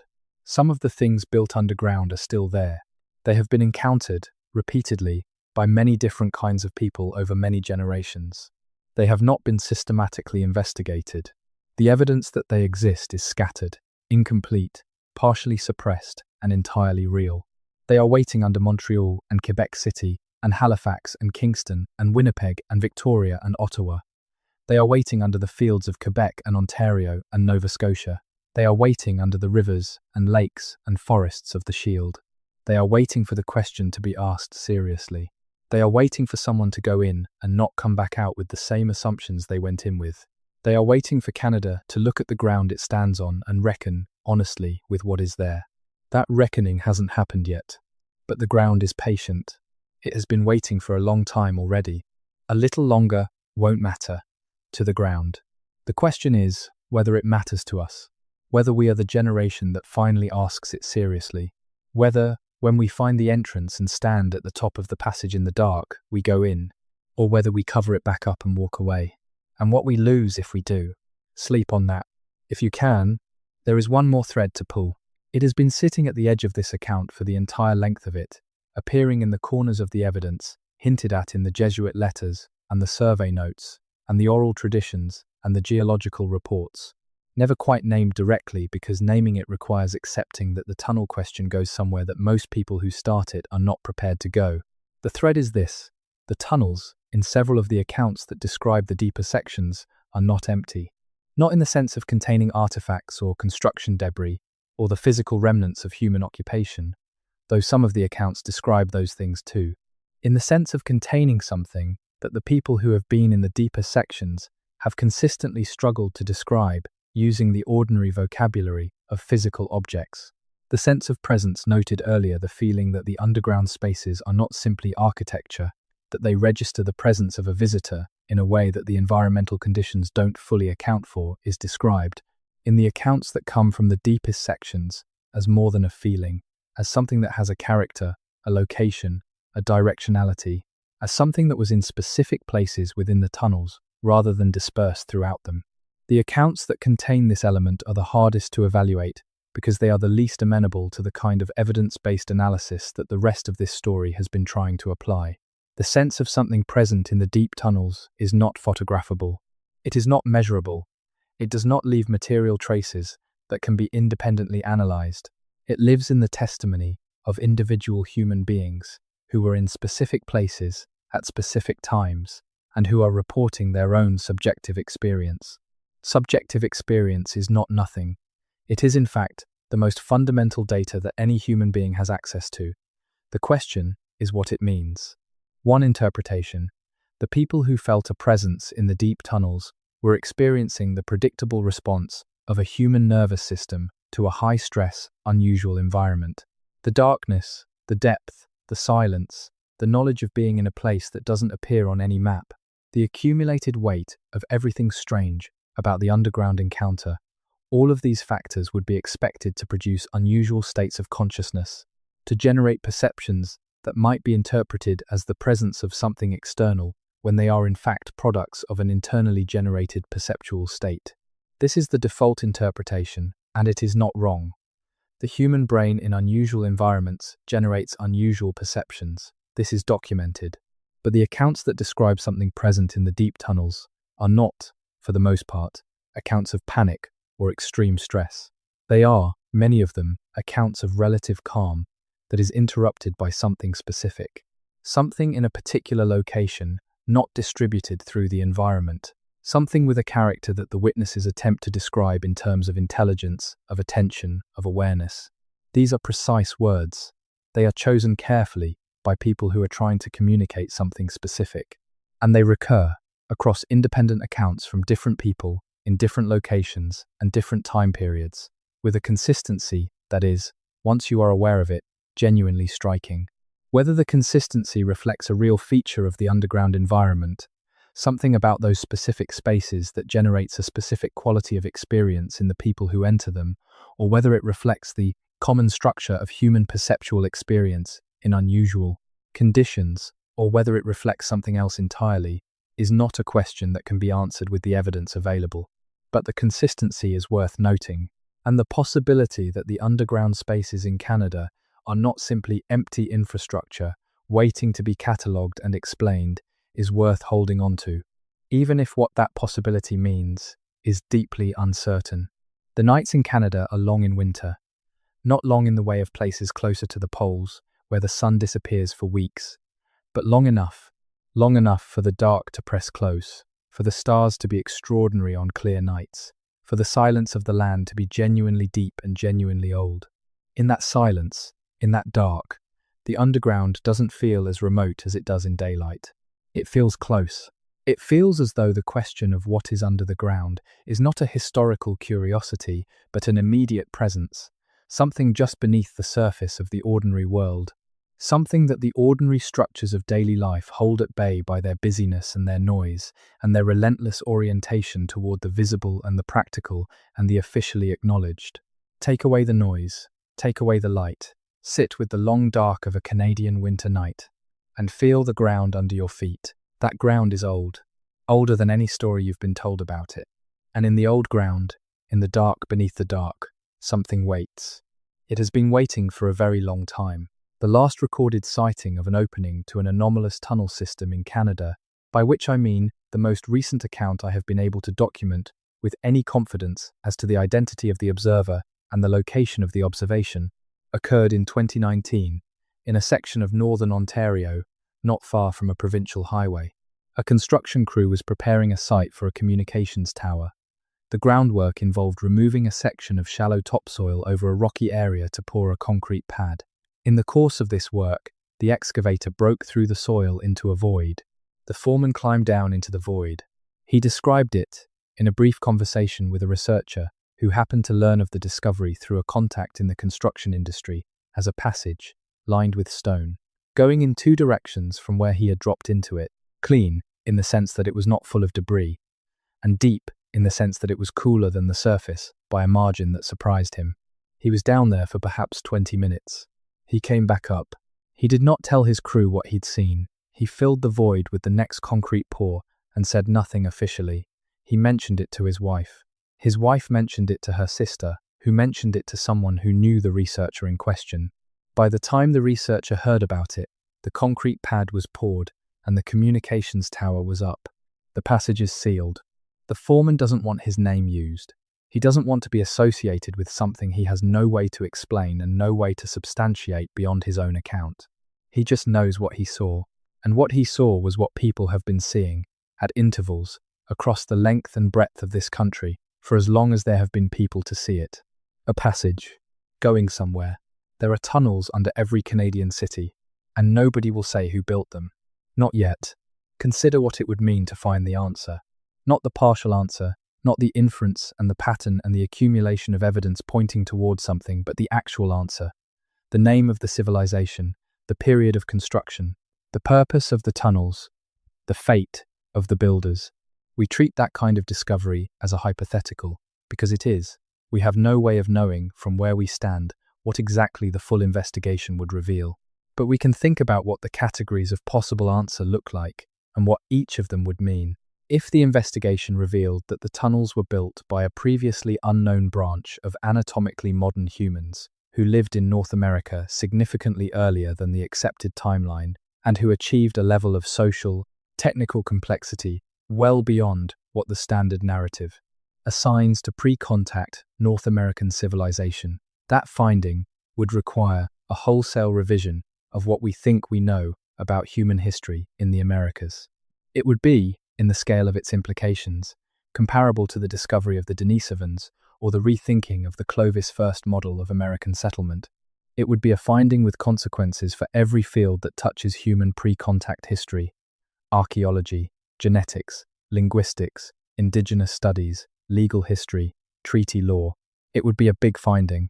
If the investigation revealed that the tunnels were built by a sophisticated civilization that had connections to old world cultures through contact, through migration, through channels that the conventional history of pre-Columbian contact doesn't acknowledge, that finding would be even more disruptive. It would require rethinking the entire framework within which the history of human movement across the planet has been understood. It would touch the question of diffusion versus independent invention that has shaped debates in comparative civilization studies for over a century.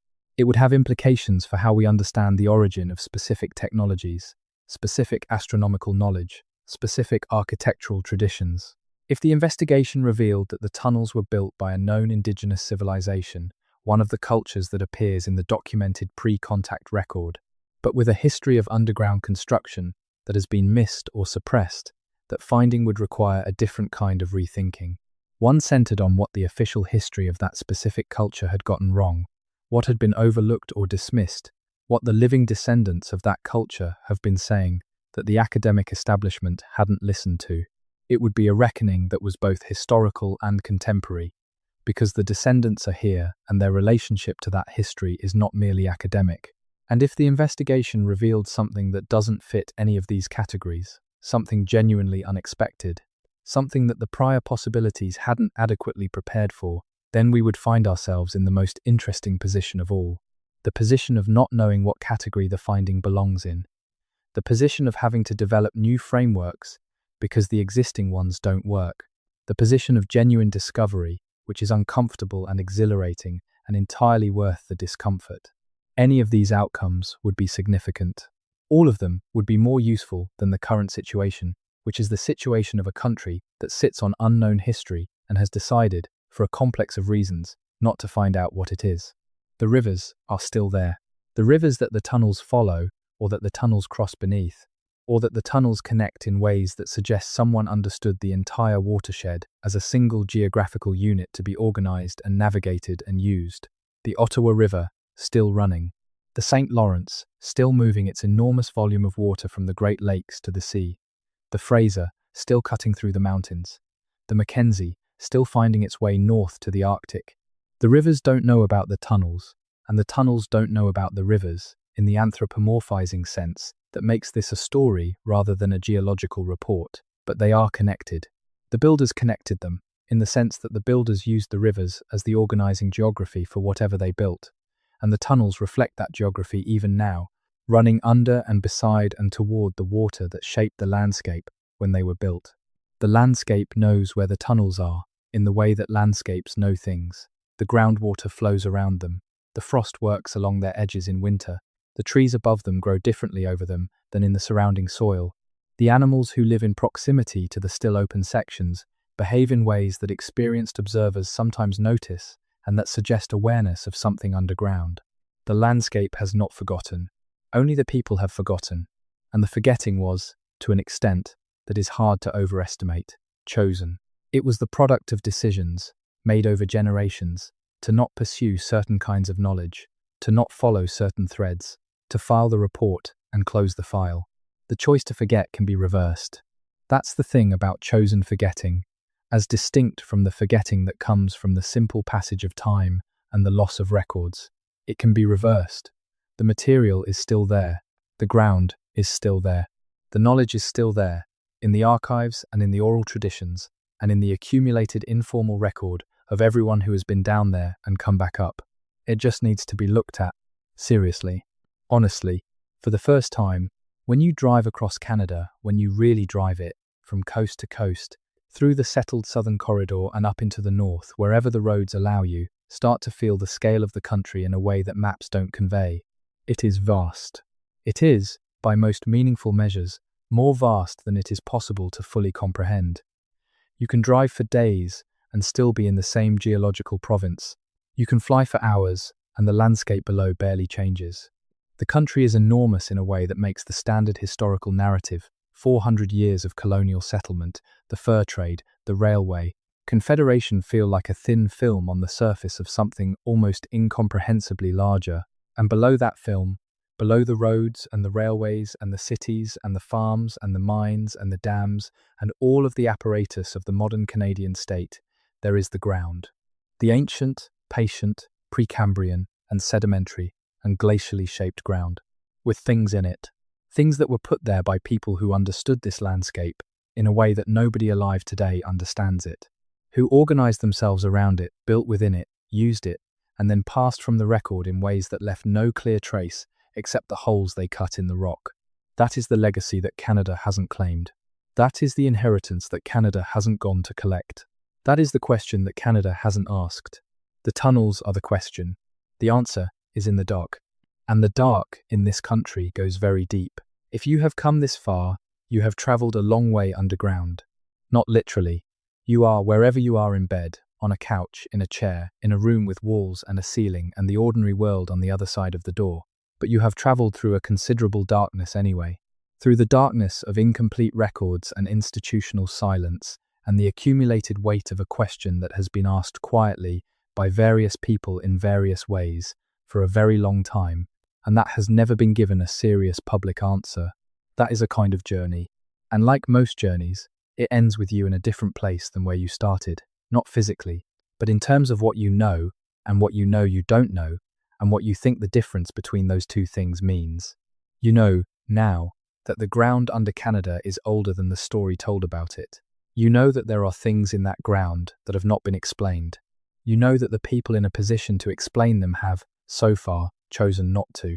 And you know that the oral traditions of the people who were here, before the settlers, before the explorers, before the missionaries and the surveyors and the engineers and the politicians and the academics who built the official story, those traditions have always said that there is something underground, something made, something old, something that deserves attention. The tunnels are real. The question is real. The silence is a choice, and choices can be changed.